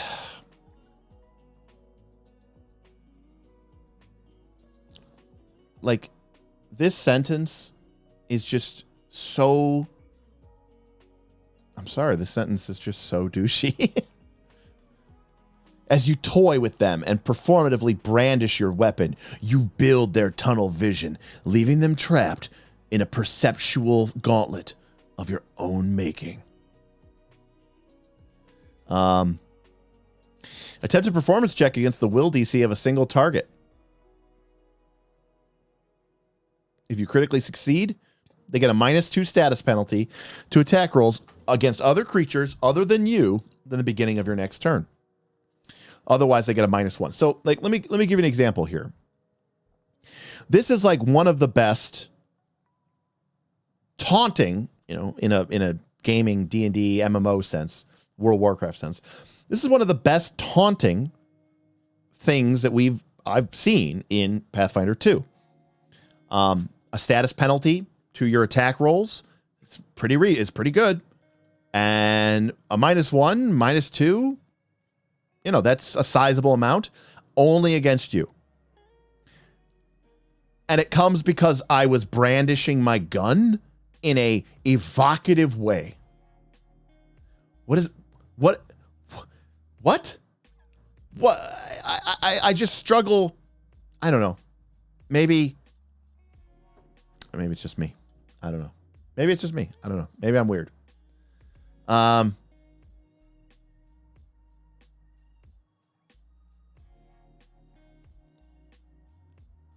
Sword and pistol, which is a gunslinger feat. When you make a successful range strike against an enemy with your reach with one-armed farm, they are flat-footed against your next melee attack with one-armed weapon. Okay, so we shoot them, and then we strike them, and they become flat-footed. Okay. Also, the next range strike we make doesn't trigger any reactions. This is fine. This makes some sense. No, I would still wonder why me flailing around with my short sword was with a performance check in combat was the only way in the game to make a creature get a penalty to attack everyone else but me, I would still be questioning it. Hey, thank you for the tip. Kragen tipped $3. You can't argue that the gun isn't the most provocative thing in the game. It provoked you just reading it. It's true. That is true. Well said. That's true. Actually, it's gonna be super easy, barely an inconvenience. All right. Good point. I don't like guns. I wish that they put guns into the game, and I wish they did 2d20 damage, and I wish they did fatal D100. That I would prefer that, like, a lot. Oh, and I wish that they were easier to learn and use proficiently than bows and arrows, crossbows, or swords. Like, maybe everybody gets fighter proficiency with them or something. I don't know. You know, like, there's gotta be, you gotta obviously put some training into them, but obviously firing a gun is a lot easier than shooting a bow. Oh, and I wish that their range was, like, you know, measured in the hundreds of yards. So while we're doing that, I would actually be better with that. Your tricks discombobulate the opponent, leaving spots in their vision from the bright flash of your gunshot reflected straight into their eyes. Attempt a performance check against the target's creature's will DC and make a ranged firearm strike against that opponent. If it deals damage and you succeed at the performance check, they are dazzled for 1 round. Dazzling bullet. Not only did I shoot them with my gun, but the bright flash left them discombobulated. Like, we live in a world where we're, like, pretending that this gun is real, but we're like, we shot them, but also they're a little dazzled from the muzzle flash. Like, what world? You know what I mean? Like, huh? What? Like, like, imagine if this feat existed for the bow and arrow. Okay? That, like, where it was like the shining light off the arrowhead catches their eye and they become dazzled as you shoot them in the chest with an arrow. Right. No, that you need it always flashes, but you're not dazzling with them with it. But that is a different issue entirely. Cybersmith coming in with another super chat says, hot take. Guns should be a consumable like potions. Powerful, but only alchemists could really use them consistently. Reload takes a minute. There's a game that does that. Where is it? Do we got it back here? Oh. Guess what? Go figure. The Renaissance era 7th Sea, which is the tabletop exploring game of swashbuckling and intrigue, exploration and adventure, taking place in a sort of pseudo 18th, 17th something century Europe. Okay. This game has guns, and guess what? The guns are ridiculously powerful. They basically, like, completely annihilate somebody. And guess what? You can pretty much only use them once per combat, because it turns out black powder weapons don't reload quickly. So go figure. Okay. Hot Foot.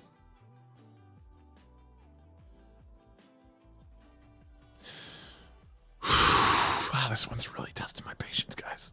This one's really testing my patience. Using a carefully aimed shot, you make a creature dance. You shoot at the ground near a target's feet, causing them to react involuntarily. Even mindless creatures have unconscious responses to dodge and attack, and you can capitalize off of their uncontrollable reflexes to achieve your aim. As they dance to the sweet tune of your pistol's retort, You ensure your foes can't use whatever nasty surprise they had planned in store for you and your allies. Make an attack roll against the reflex DC of a target creature within your firearm's first range increment. Waka, coming in with a super chat, says, at least it's trying to make another skill besides medicine, intimidation, and athletics useful. Shame it is attached to a specific weapon type. I don't hate, Waka, that what it's trying to do, in theory. I am frustrated that it is tied to, this idea of the gun, but I definitely agree. I would like to see more things use more skills. I think that'd be really interesting, using deception more and things of that nature. I think that'd be really cool. Like, I'd love a world where like thieves could attack with their deception skill, right? Because they can get their deception skill to master at 7. They don't get master with their weapon proficiency till 13. They can get their deception to legendary at 15. But they can never get legendary weapon proficiency. So if there were circumstances where a rogue could use their deception instead of their attack bolt, like that's right? We could start to see how that would be like a really cool option. So I definitely agree with you on that. Now, Damien, I agree with you. This archetype is the movie Western cowboy archetype, 100%, right? Dance, but it's just like the walk the plank thing, Damien. In those movies, the people aren't being psychically compelled against their own will to dance. Number one, the idea, they're using 6-shooters in the Western movies, okay? And they typically say something like, dance, boy, and people are moving their feet because they don't want to get shot. Like, it's not some mindless reflex. These are single shot weapons. It doesn't even make sense. Like, why wouldn't I just shoot him? All right. Well, the good news is if I critically succeed, they're flat-footed and have a penalty to reflex saves and can't use reactions. If I only just succeed, they just lose their reactions.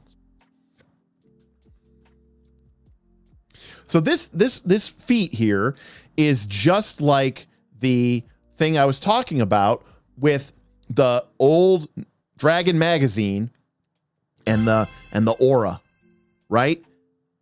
The aura. And how it was like inside the aura around the police officer NPC, people have to make a will save in order to commit a crime. That's not how police work. The reason people don't commit crimes around police officers is they are afraid of getting caught. Nathan, with a very generous super chat. Thank you, sir. I'll admit some of these feats are kind of silly. That being said, older firearms, hell, even current firearms, aren't that D100 levels of a crit. See the many gunshot wound survivors. Nathan, I will acquiesce to that as well. Although I will point out that the gunshot wound survivors are also, living in an era of modern day medicine. And I was being a little flippant when I said that they should do D100 points of damage on a crit. But I think we can all agree that, the lethality of even a Napoleonic era or era of Age of Sail era firearm was a good order of magnitude higher than, the bows and the arrows and the like of the day. Not to mention the range and the ease of using a firearm compared to the skill required to, say, accurately shoot a longbow. But no, so I concede your point. I'm just saying I think it's a little bit silly. I fundamentally agree with that. It's mechanically interesting, but I think the flavor is absolutely nauseating. All right, Phenom's Verve. You are possessed with an incredibly vivacious spark that separates you not only from ordinary gun users and gunslingers, but from other phenoms.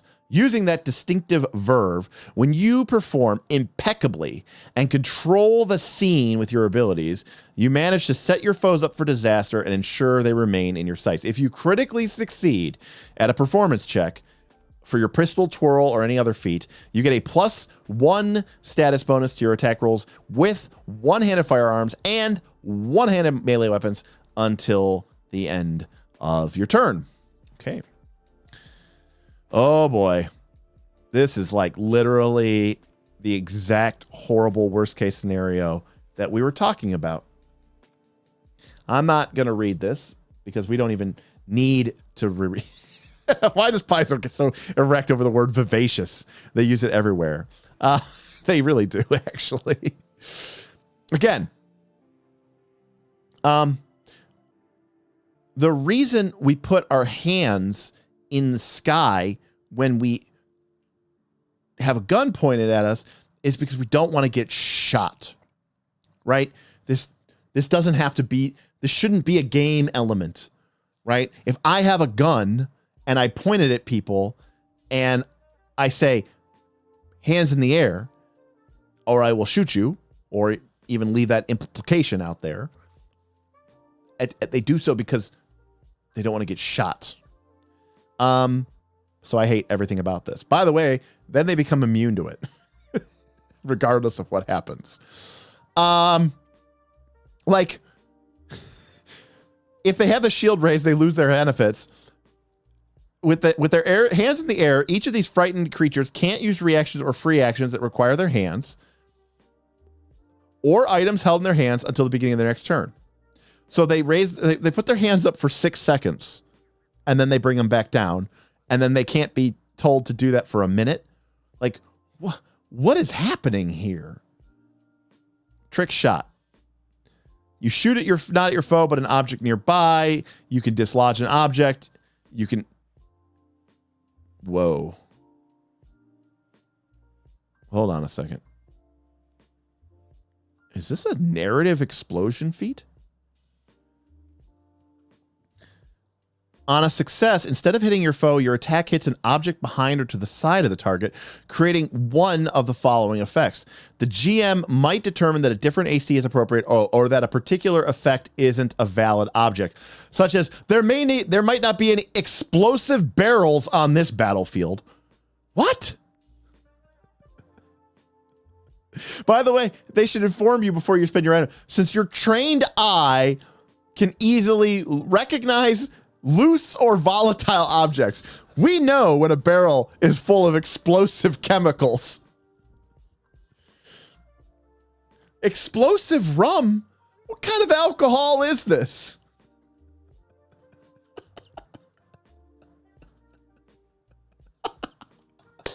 Fuck it. Let the feet create barrels of rum. Right. This also, the explosive barrel is funny because it means that nothing explodes unless you have this feat. You're like, GM, I look around. Is there a barrel of rum? And you're like, yeah. I'm like, I shoot it and make it explode. Nah, dude. You got to trick shot that. This is everything that I hate about, seriously, I mean this. This is everything I hate about Pathfinder 2. This feat. This is demolition charge, you know, raised to the next highest level.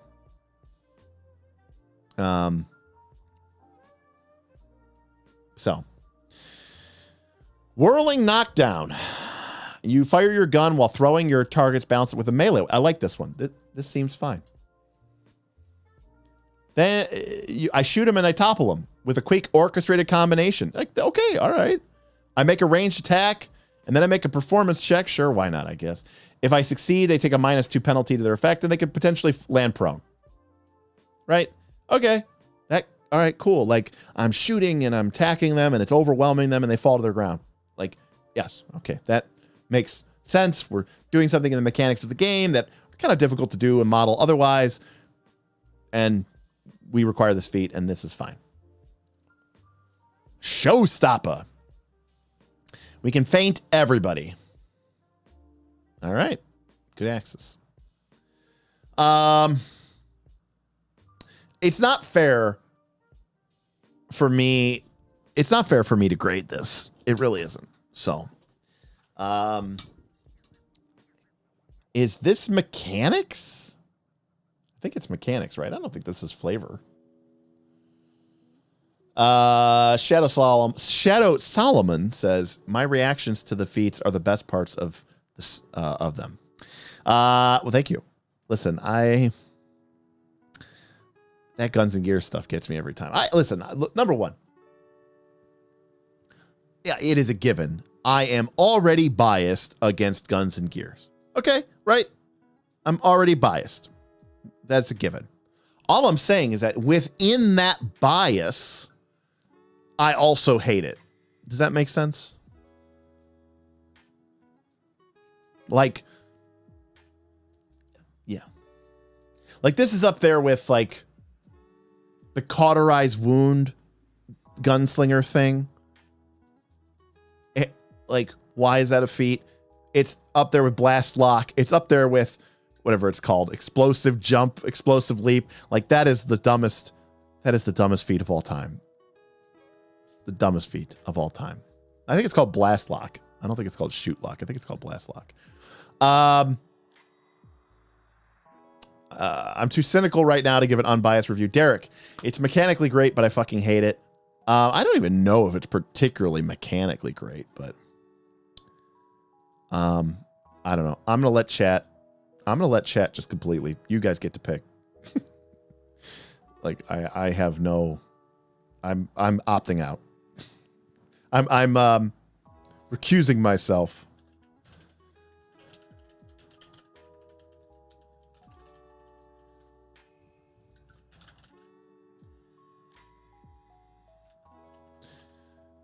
All right.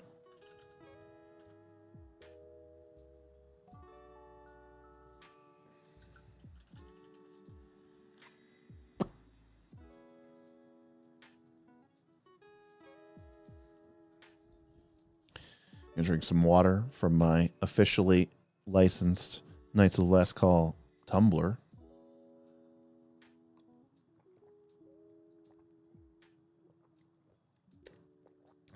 How are we doing here? How many people we got tonight? So we're back up to 40. Welcome, everybody. By the way, I know I've been ranting and raving about this class, but I promise you, I do like Pathfinder sometimes. I just don't like guns. I don't like guns in Pathfinder. I just don't like the way they're implemented. I don't like how. All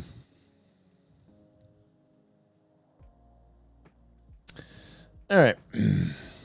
Well, both has one.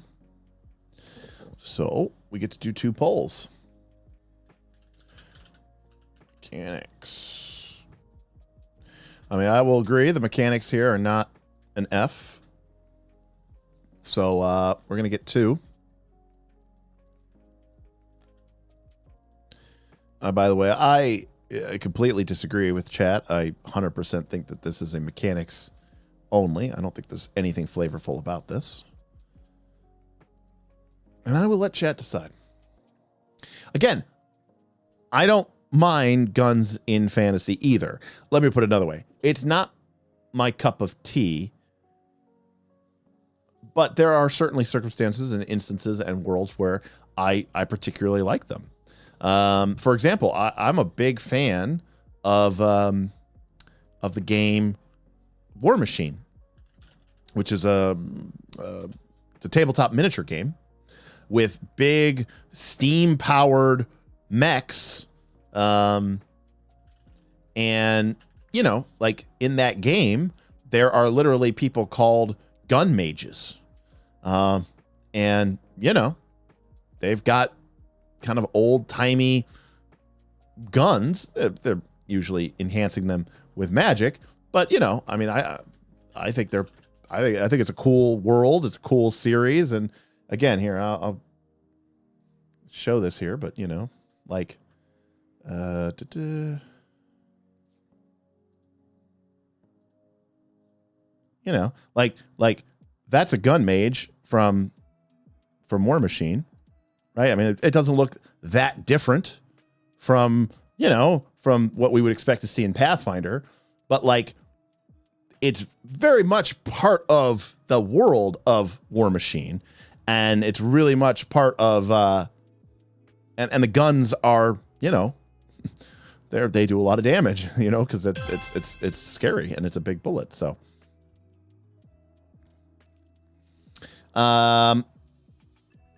Cybersmith coming in with a super chat. What about the gears element of Guns and Gears? I am playing an inventor in the KLC PvP. By the way, for those of people who don't know, KLC, Knights of Last Call, what he's talking about, the Knights of Last Call Patreon, and he's playing in our play-by-post. It's actually one of our fastest growing elements within the Discord. Of course, if you join the Patreon, you become member of our private Discord. But we have a whole forum section dedicated to, I think there's like one. Well, we started with one, but I think there's like 2 or 3 now, maybe. Play by post games where people are, you know, like old school playing by post in a forum. It's really interesting. But anyways, Gunslinger is okay. Inventor is bae. Well, we played in a 20 level campaign of Pathfinder 2, and Kaz played an Inventor. I thought it was okay. There were some things that I thought were a little silly and weird, like the hover car and the air conditioning tent. And I'll leave it at that. All right. Sorry. I got distracted here. All right. Well, it is a tie between B and C. And since I get to make the deciding vote, I'm going to put it into C. And now we're going to do the flavor poll. And same options. I don't think it's an F. I mean, again, I'm biased. It has more flavor. Or I'm sorry, like, again, I don't even know what the flavor of this thing is supposed to be. If it's supposed to be like magical mind mage who uses guns to psychically project his will into reality, then it's an S tier. But if it's not that, I don't quite know what it is. This archetype has those hard. I got 10 more rounds in this 1 round magazine. Cartoon Slinger. Yeah, I guess. Here's the thing. I play and I do play games that use, Revolver Ocelot. Yeah, for Metal Gear Solid. Yeah. I've played games that use sort of a narrative translation of a game mechanic in order to enforce an archetype or an idea of emulation. But that's just not what Pathfinder, that's not the kind of game that Pathfinder 2 is designed to be. It's not how the rest of the game works. So that's why I don't like it.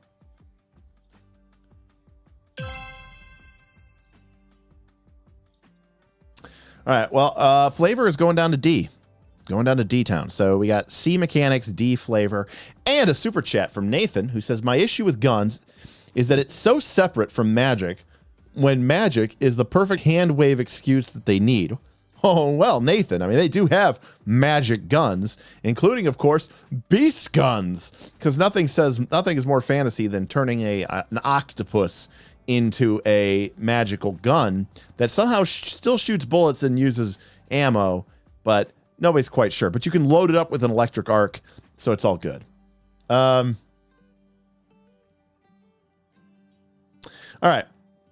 We've got 3 more, and it's already 9 o'clock. We're in trouble. Poisoner. All I know about Poisoner is Tim took it in our 1 campaign as a rogue, and then he later asked the DM, can I retrain entirely out of my archetype? It's pretty shitty. So that is all I really know about it.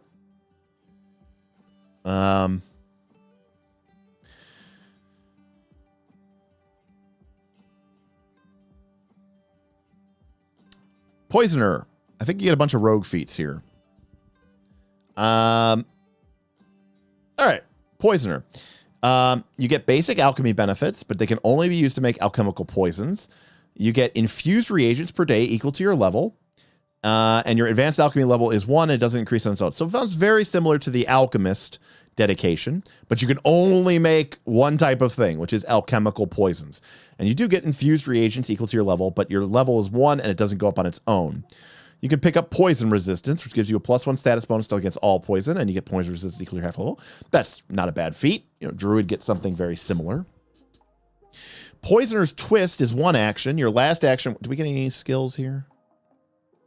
No. Okay.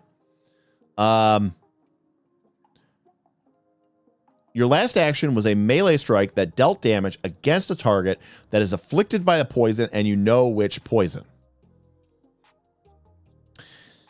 Interesting. You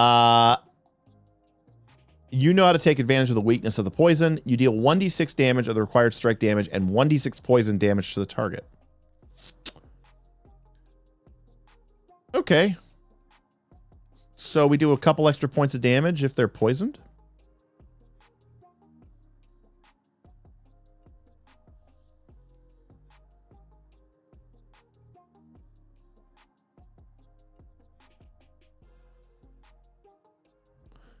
What do we strike here? What am I missing something here? Oh. It's just a follow-up. So if we hit somebody who is already poisoned, this is just a free D6 plus D6 damage. Is that right? Am I reading that right? There's no strike here?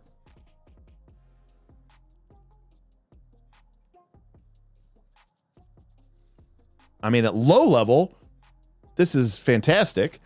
By the time you're level 5, 7, 8, 9, I mean, it's definitely bad. And by the time you get all the way up to 18th and it goes up to 2d6 plus 2d6, it's still kind of meh. But I mean, free damage, right? I can't argue that. Come on, Cybersmith. You have to have a soul, buddy. You have to have a soul.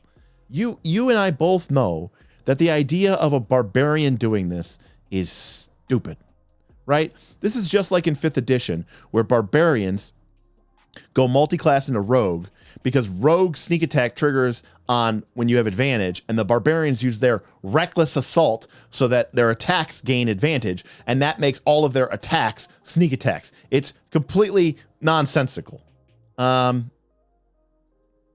It is a great use of a worthless third action. I don't hate this feat. I don't think this is bad, especially at low level. Subtle delivery. You can deliver toxins with a blowgun. Your blowgun strikes can apply injury poisons even if they don't do any damage due to a creature's resistance. Boy, this is a very niche feat. Very niche feat. But it's cool if you critically hit.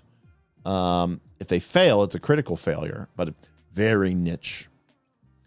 All right, so Expert Poisoner is pretty much a requirement. This is what's going to let your advanced alchemy level increase.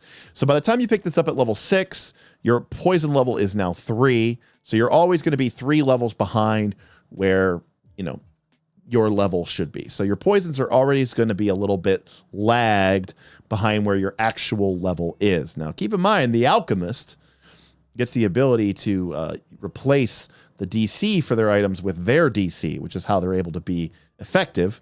Not sure if the Poisoner is going to get that, but we'll see.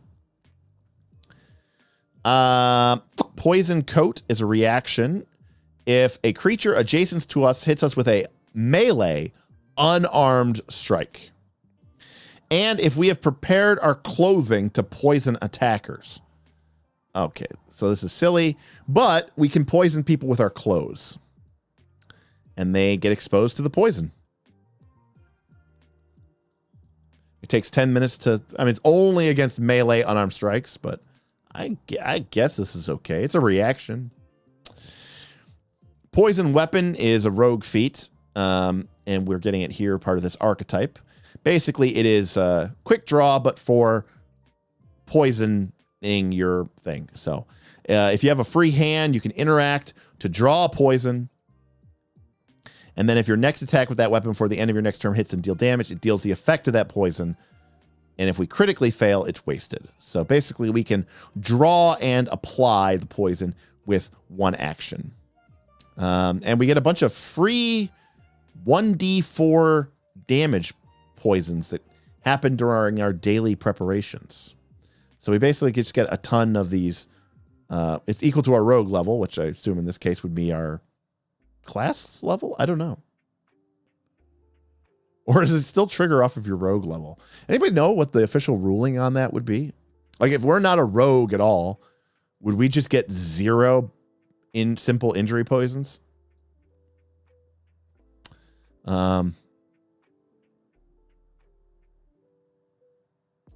Class level? Okay. Thank you, Damien. Tenacious Toxins doubles the duration, but not the DC. Acquired Tolerance gives us a reaction if we fail a save against poison. We can re-roll the triggering check. Okay. Sticky poison. If we strike with our poison weapon and we would expend our poison without the target attempting an initial save, due to resistance of your strike being a critical failure. You know, they really, in this archetype, but also throughout archetypes, we've seen a lot of instances where they refer to damage being reduced to 0 because of resistance. And I got to be honest with you, I've played a lot of Pathfinder 2. I don't know how often, I mean, physical damage resistance is fairly rare anyways in the game, but the amount of times where it has been reduced to 0 has been fairly low in my experience. In any case, if that happens, we can make a DC 5 flat check, which is a really good choice, 80% chance. And if we succeed, we get to keep our poison for another attack. So, okay. This upgrades that D4 injury poison damage to 2D4. And if we critically fail, we don't waste it. Pinpoint poisoner, if they're flat-footed, they get a -2 penalty against that initial save from the poison. That's pretty good. And then lastly, chemical contagion all the way. By the way, it's like a bunch of stuff here, 6, 8, 8, 10, 10. And then at 18, we get a reaction with carefully engineered enzymes. If a creature within 30 feet fails its initial saving throw against the poison we created, with carefully engineered enzymes, you coax some of your poison to infect another target using the original victim as a carrier. A creature adjacent is affected to the poison. It's just a weird one anyways. Like, how do these people not know how enzymes work? Like, what am I doing? So this is a very, very, very shitty, very specific alchemist subclass. Yes, correct. And that is how I would describe it. Yes. So no, I think KB has got the hang of it. No increased DCs on poisons probably means it's an F.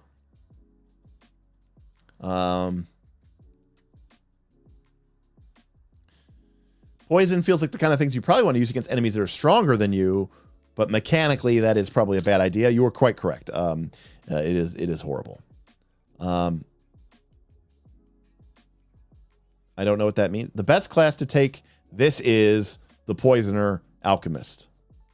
I don't know what that means, but I think this might be an, I don't know, maybe it's an F or a D would be my guess mechanically. I'll give people some options, but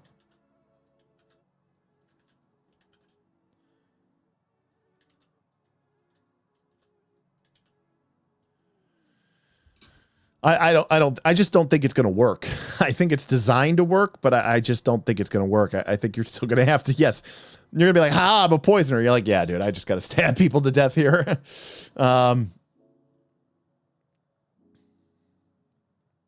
Do monsters that don't use weapons make unarmed strikes? Yeah, most of the time that is considered an unarmed strike.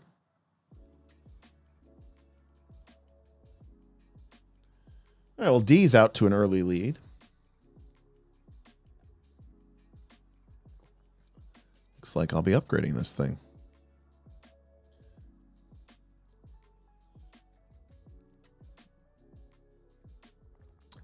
Mighty Dave, I do not remember that, and I know my 3.5 pretty dang well. Was that like from Book of Exalted Deeds or something? Maybe it's from Book of Exalted Deeds. All right, well, you all very clearly think it's a D, so we'll stick it in D.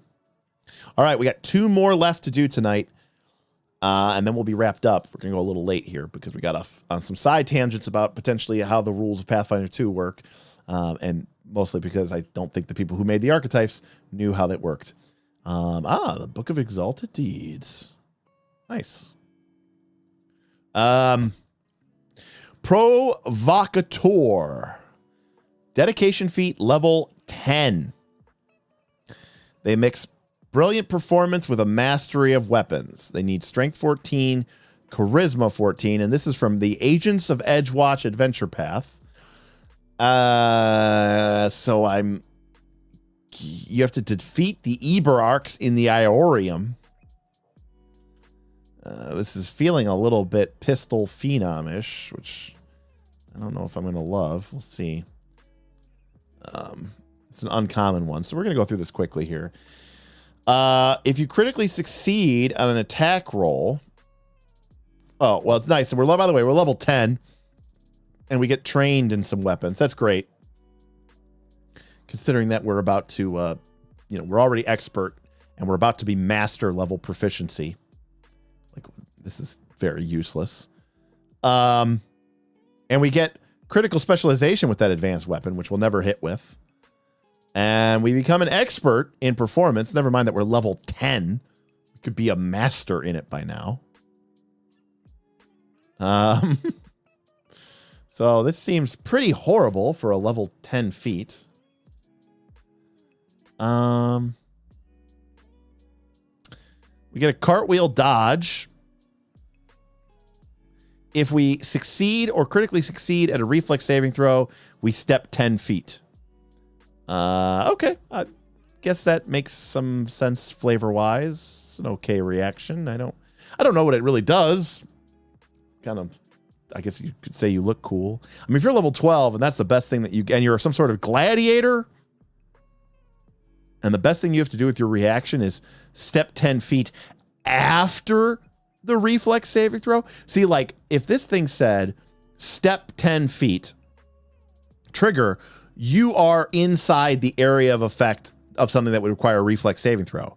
If you could, like, step out of the reflex saving throw and not even have to make it, like, that would be pretty sweet. This is a monk subclass. Okay. Flourishing finish.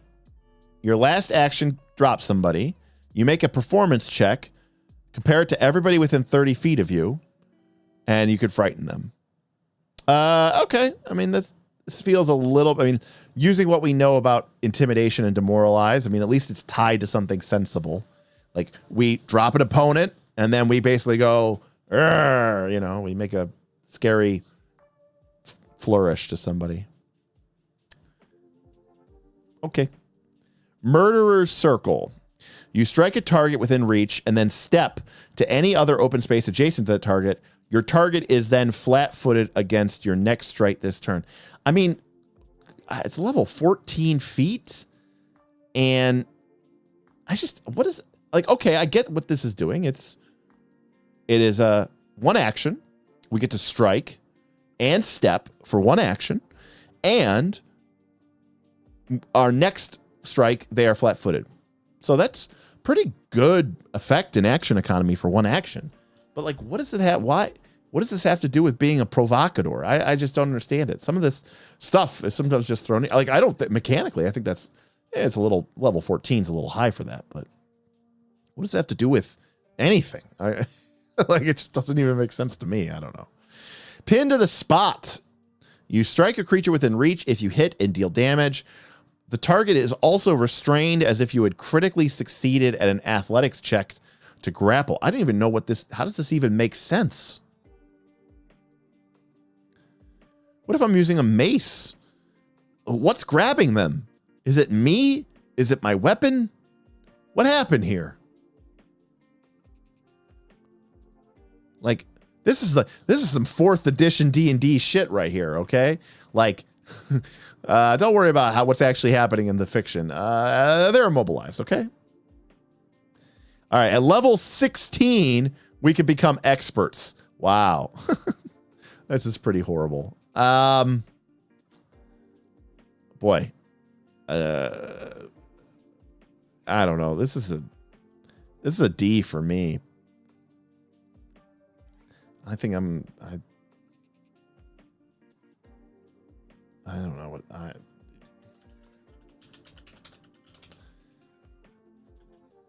I mean, I'll let you people decide, but I think this thing sucks.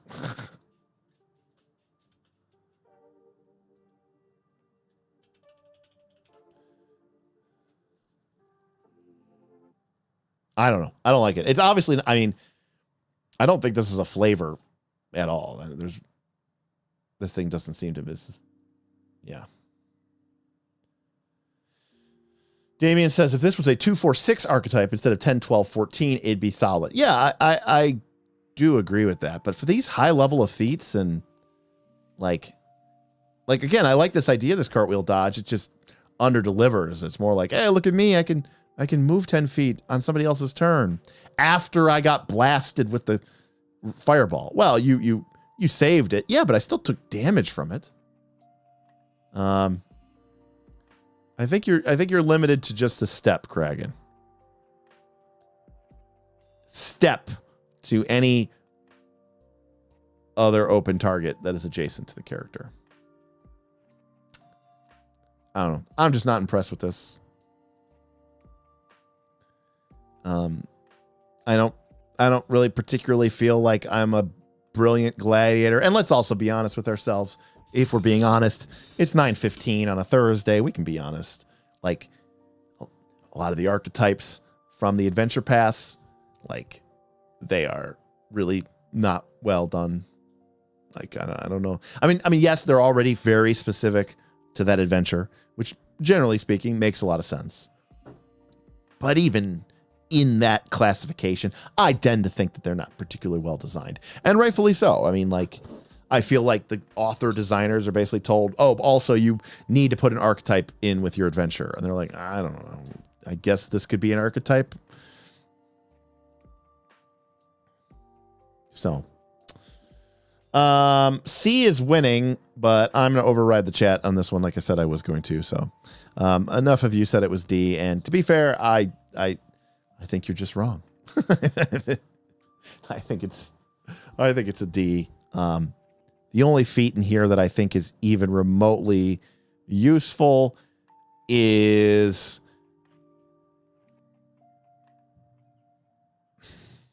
I don't know. Here's the thing. Flourishing Finish, like, you can kind of already do this with other things. I think the only thing that's really interesting here is Pin to the Spot and Murderer Circle, but, like, this is a 2-action strike, and it only works if you deal hit and deal damage. Like, that's a lot all in on the 2-action here, so I don't know. I'll let you guys win, but you guys are soft. Just to let you know. You're soft. You're soft. I guess that wasn't that hard to get me to move anyways. But anyways, all right, last one. Psychic Duelist. It's our last one for the night. It's coming out of the Dark Archive book. It is it's rare.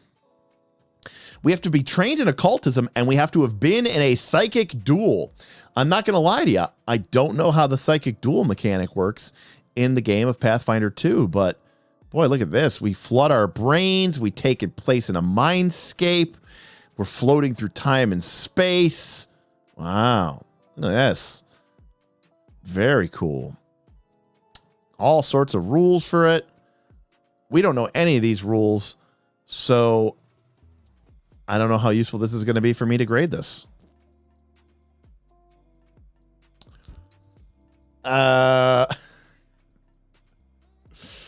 This thing is all for psychic duels. Boy, that is the most... If they are all for psychic duels.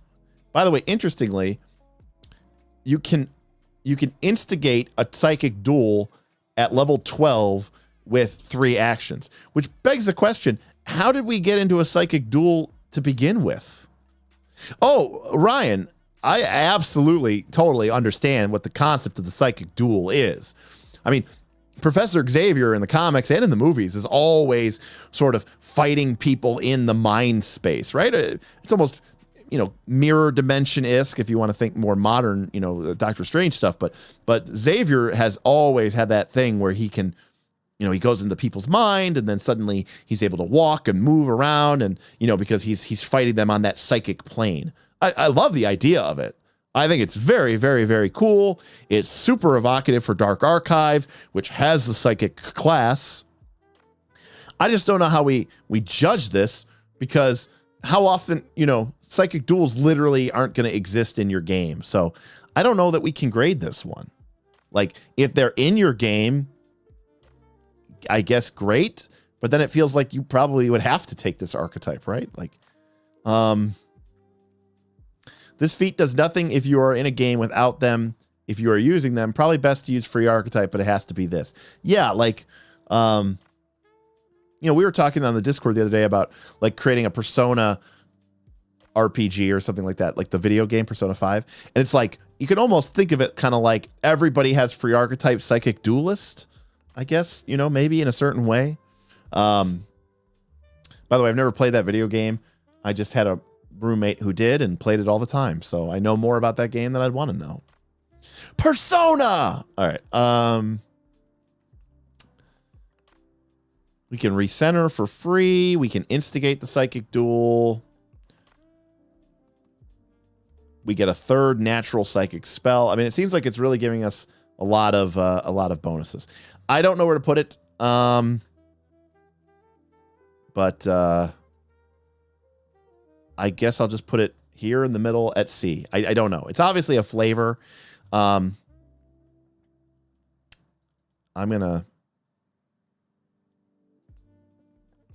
give it a stroke here to signify that it's a little special. It kind of exists outside of time and space, but hey, it's pretty cool. Exactly, Ryan. That would be a very cool thing, right? Yes, when the witches were invading them. Granted, that was just the nightmare spell, but it would have been kind of cool to play that out as sort of like a psychic duel. Yeah, I could see that. Hearing Derek proclaim Persona might be the highlight of the night. Oh gosh. Is that it? That's it. Okay.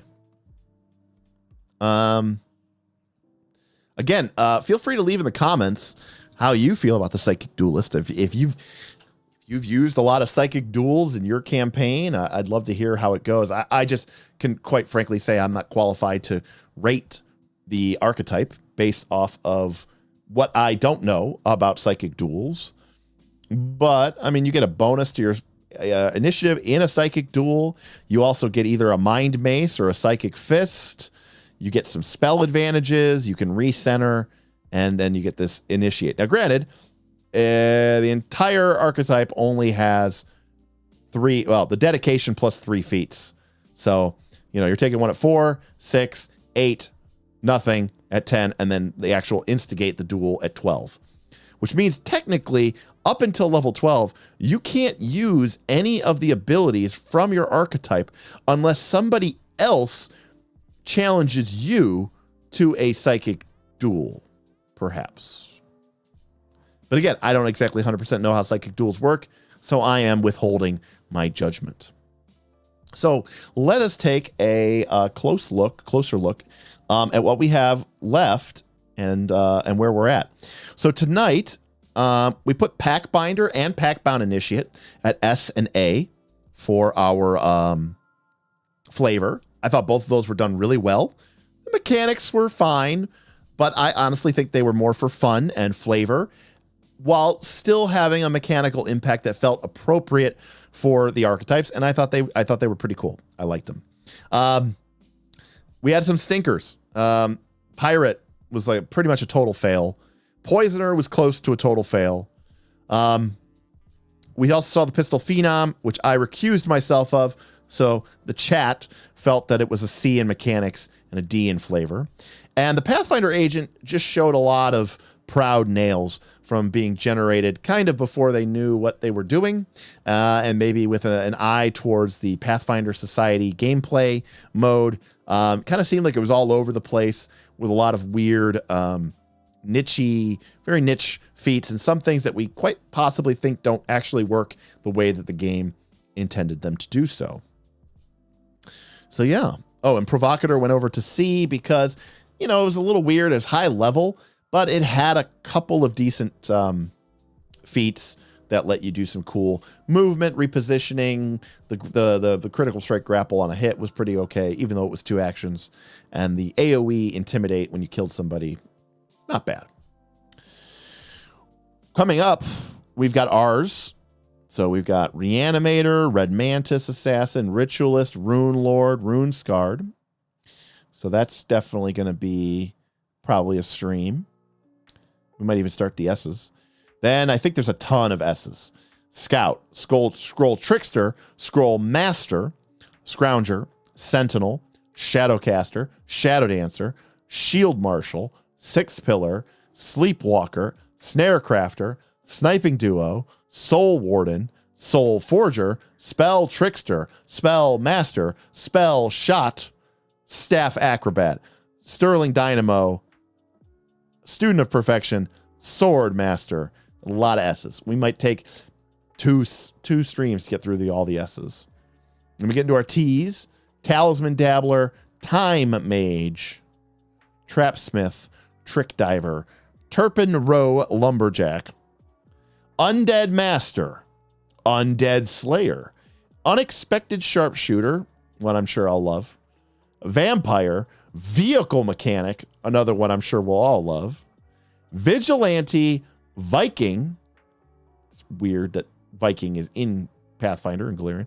Weapon Improviser, Wellspring Mage, Wrestler, which I know people will love, and quite frankly, I think is very powerful, even if I think it's a bit silly to include essentially WWF stuff in your Pathfinder game, but whatever.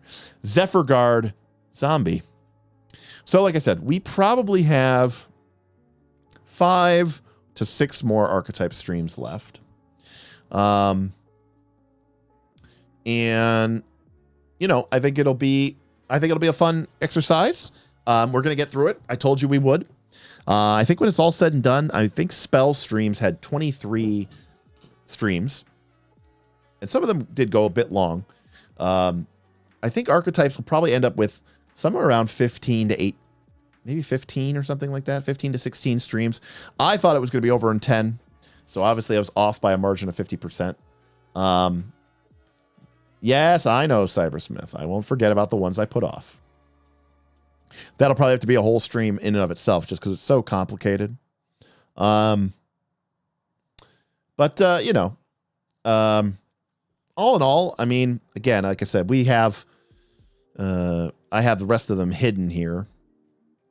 So I don't want to, you know, I don't want to like show everything off here, but you know, they're all still in here. We just closed them down to make it easier to see.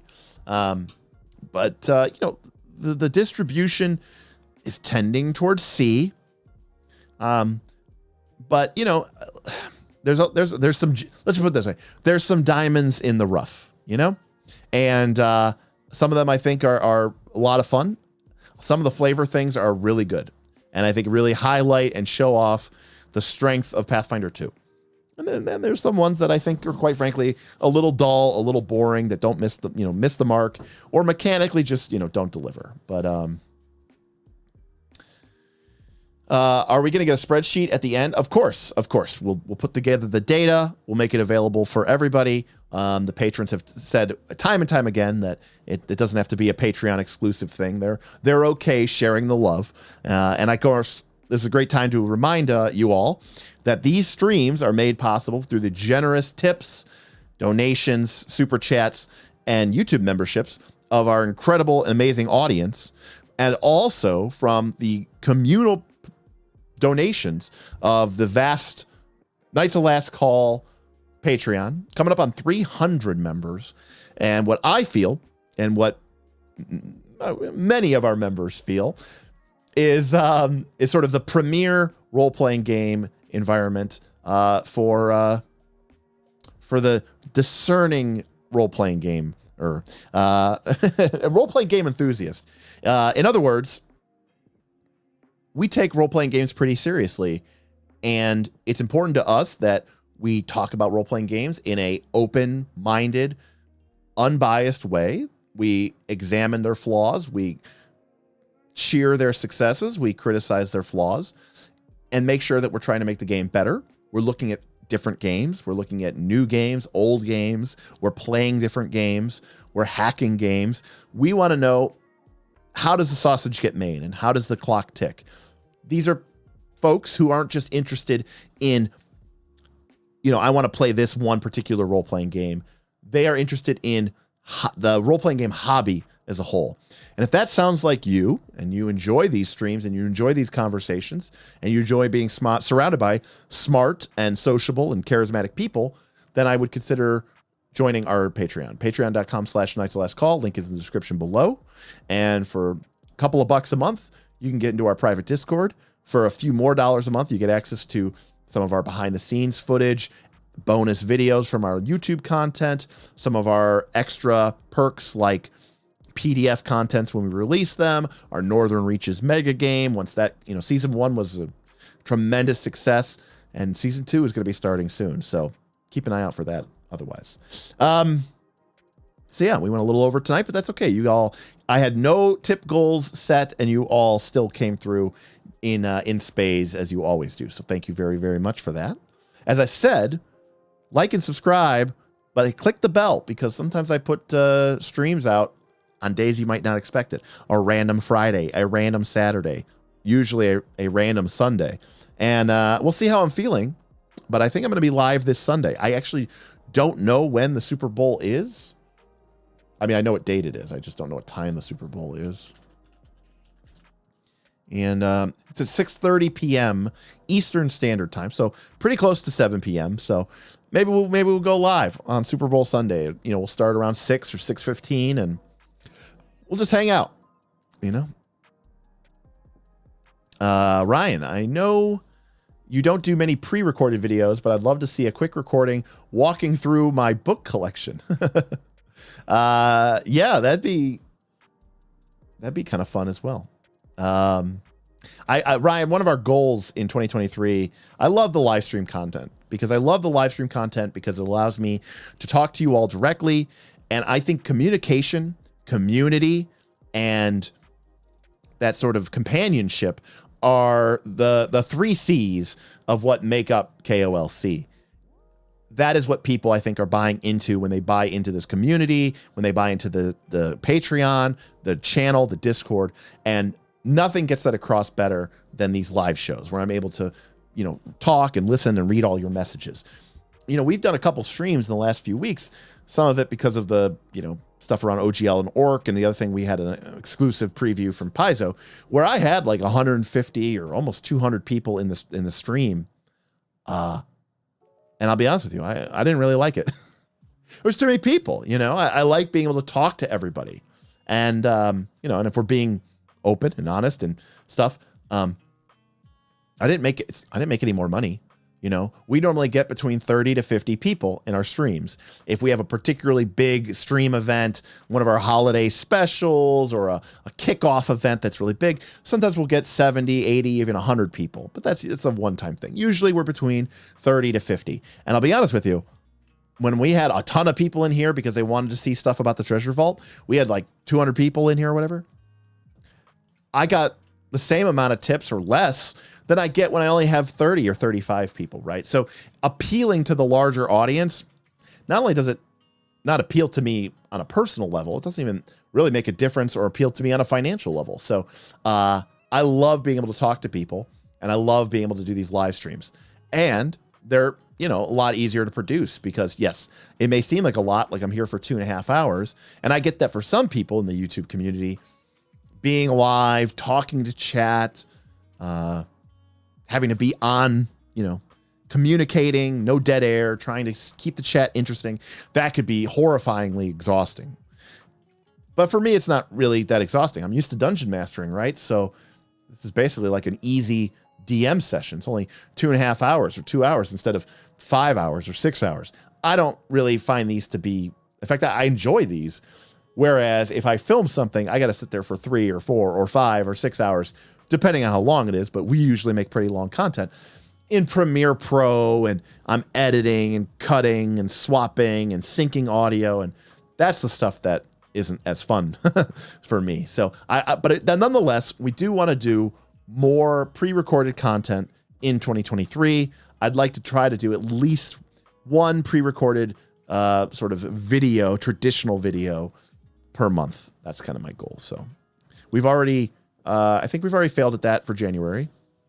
So we're doing good. We made a clip from one of our live streams about 13th Age, I think, and we put that in the video. But yeah, exactly, Lollipop, Night School. But Lollipop, we've also done Night Schools live, right? With Bob. And I don't know, I thought they were kind of fine too. So, most of what, I'm going to get off on a rant here, but the value, in my opinion, of doing a pre pre-recorded show. And when I say pre-recorded show, I mean like 99% of the content that you see out there on YouTube is two things. One, so that you can add a lot of beneficial graphics, B-roll. That's B-roll is like, if I'm talking about a book, then the screen cuts to images of the book or stuff that came in the thing. Take a look at our Beetle and Grimm Absalom review of the premium Absalom box set that Beetle and Grimm came out with that they sent us. While we're talking about the book, you'll see that it cuts over to B-roll with our voices overdubbed of the book, the GM screen, the cool handouts, the little knickknacks, the little coins that came with it.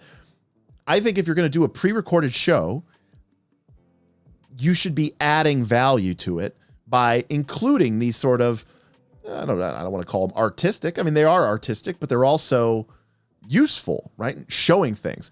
Or number two, if you're going to do something pre-recorded, then I think that it's because you have a direct, exact message. You don't want to be distracted or interact with the chat. You just sort of want to say your piece and get out.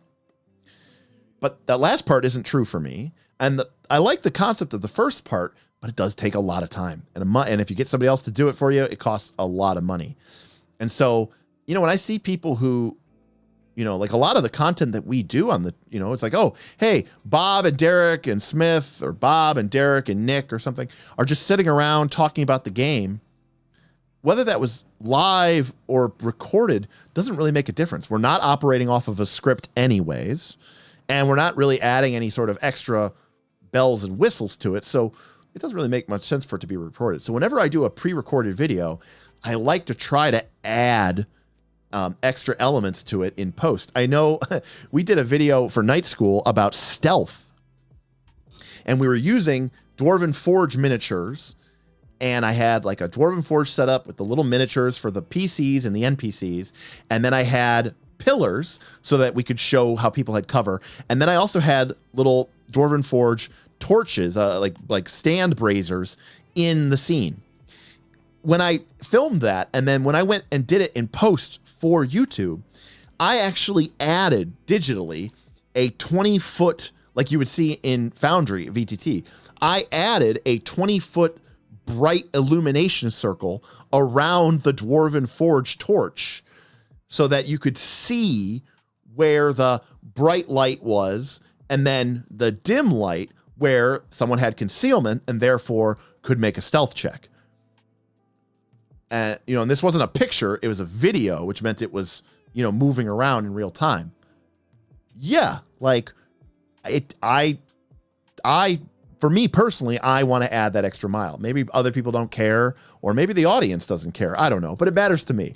So when I do something, it takes me a long time to do it because I want to do it well. So that is the truth of it. On the other hand, YouTube is really screwing us because now when you go to someone's main page, it doesn't show the live stream feeds. You only see the live stream feeds if you go to the live tab. Otherwise, it just shows their shorts, I think, and your normal videos. So people aren't easily seeing they go to our channel and they think, oh, they've posted one video in the last several months. And it's like, no, we've posted 500 hours of content. It's just all from our live stream. So it kind of sucks. I don't know why there's not an all tab either, or why the all tab isn't the default. Don't get me wrong. I'm here because of the format you're doing with live streams. I'm just a big book fan. Oh, fair enough, Ryan. See, like even Ryan, when I'm talking about, when we talk about doing that, I'm kind of like, see, I would want the chat because people would be asking questions, right? Like if I did that video and it wasn't live, I promise you'd have questions, and then they would be in the comments, and then we'd have to wait, and then I'd have to answer them. And by that time, it's like a lot of that magic, that energy is kind of gone. You know what I mean? Editing time feels exponential as the videos get longer. That is 100% true. If I, Derek, was only making 10-minute videos or 15-minute videos like a lot of YouTubers do, and I get why they do it, single shot, like, right, we're on a single shot here. Why? because it's live and I have my, camera right here. But if I was doing a pre-recorded, like if you go back and you look at our old nightlives, which were in person and recorded, I had 5 different cameras. Go back and watch one of the older nightlife videos. 3-action economy or some of the early combat and tactics. It's not just one wide shot of everybody at the table. We were riding 5 different cameras.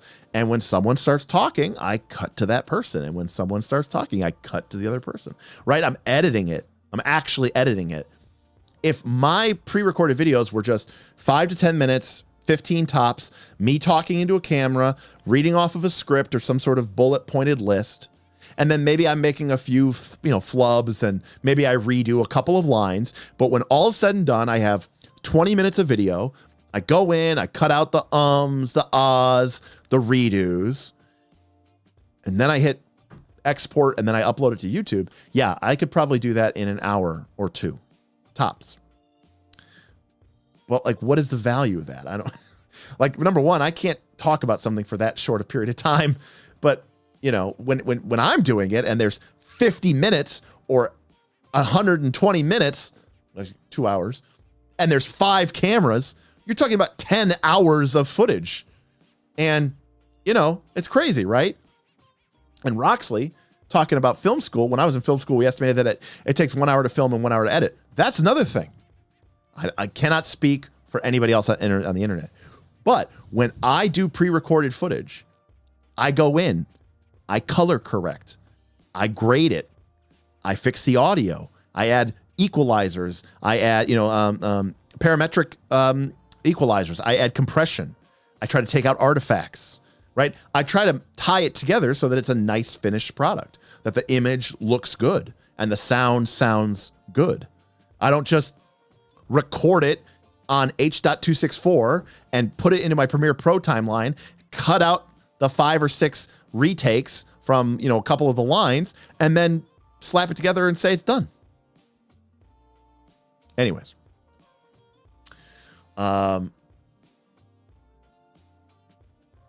Just make a handful of shorts panning over your books as you say, this one's fantastic.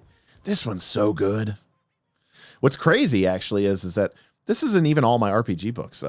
Because when I set this up, this was actually at my photography studio, and I brought all my books up there that I had room for, because that's how big the thing was. But I've got more books in my other office, my real office, and I've got books over here on the left-hand side in a separate stuff. And I also always have books around me over here. We've been geeking out recently. Donnie from our Patreon has rekindled his love of Earth Dawn. This is the 2nd edition of Earth Dawn, but they're now, I think, on the 4th edition of Earth Dawn, maybe the 5th edition of Earth Dawn.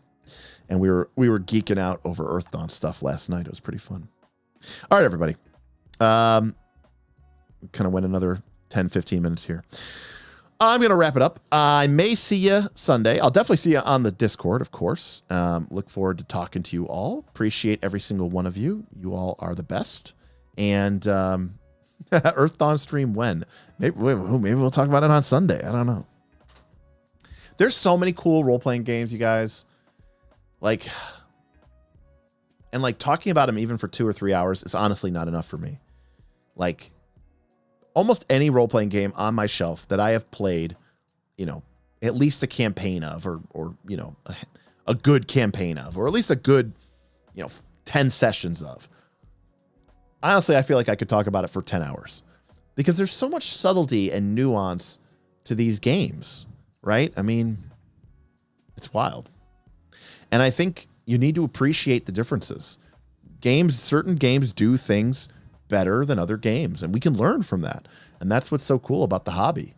Will Sunday's topic be decided by poll, or will it be a surprise? Frostjack, we might put a poll in the Discord, but I think it would probably mostly just be a hangout. Because I wouldn't want people to feel like, he's doing a cool subject that we're gonna miss. I mean, we might just talk about anything and everything. It's more of just a casual hangs, but we can put a poll out there. Because if I'm going to do it, I'd probably like to do it for the whole Super Bowl, which I think is like at least 3 hours, maybe 3.5 hours. So I don't know. I don't know how long football games are. I imagine the Super Bowl takes longer because of all the halftime stuff. But anyways, oh my God, 4 to 6 hours. Holy shit. What kind of a hotel is this? That is very long. Is there a football RPG? No, I don't think there is. It's probably like 80% ads. I did read once years ago that a professional game of football shown on Sunday takes anywhere from 2.5 to 3.5 hours to play. But the game itself is 1 hour clocked. But even within that hour, obviously there's times when the clock isn't running, which is why, between that and ads is why it takes 3.5 hours, 3 to 3.5 hours to play. But even within that clock is running 1 hour of football, that like the ball is actively only in play for something like less than 3 or 4 minutes of like, so like in a 2.5 or 3.5 hour football game, you're actually only seeing about 4 minutes of action, I think is what I read, which is crazy.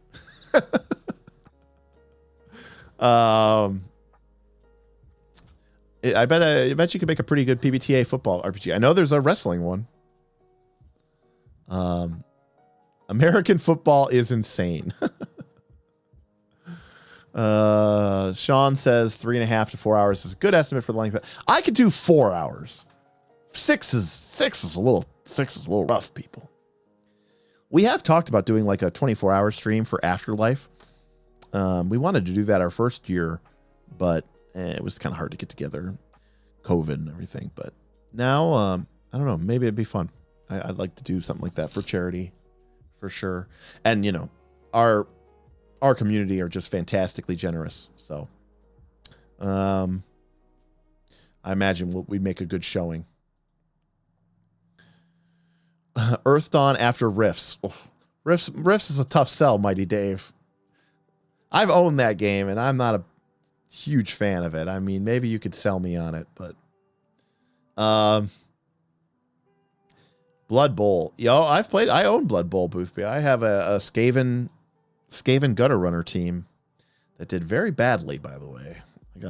My people got killed a lot. The wrestling one is good. I think it's called Primetime Wrestling or something. No, I don't know what it's called. Worldwide Wrestling or something. Maybe what it's called. You have enough players and GMs in the Discord to pull off a 24 stream. Exactly, Damien. I think that'd be really fun. It'd be really awesome. Just to keep the game running and donations flooding in, and it'd be pretty cool. Worldwide Wrestling. I got it right. Wow. Skaven Rock and Blood Bowl. Yeah, I played Skaven. I never played them in the fantasy. Actually, my buddy did, and I fought against him a lot. But I have a soft spot in my heart for Skaven, because in 1999 Games Workshop released Mordheim, which is sort of a tactical skirmish game for role playing, and I played the Skaven in that. And so, it's not like a big army. It's only like 10 to 12 models. And I always really liked that. So when a Blood Bowl league started at my local game store, I bought the Skaven pack. And the Gutter Runners are very fast, but they're very weak. So I got a lot of people got hurt. Plus that game is just chaos on top of chaos on top of chaos. So it was pretty crazy. Anyways, enough about Blood Bowl. Thank you so much, everybody. We'll see you on the Patreon. We'll see you on the Discord. Otherwise, we'll see you Sunday. I'm feeling like it's going to happen. Thanks, everybody, for joining us. Thank you again for my patrons. Thank you again for my tips, super chats, and YouTube members. You all make the world go around, and I'm super, super appreciative to each and every single one of you for your extremely generous donations. It's very humbling, and I'm just happy that you're here with me as we make our way through Pathfinder 2's Archetypes. So we'll see you next time on Knights of Last Call. Peace.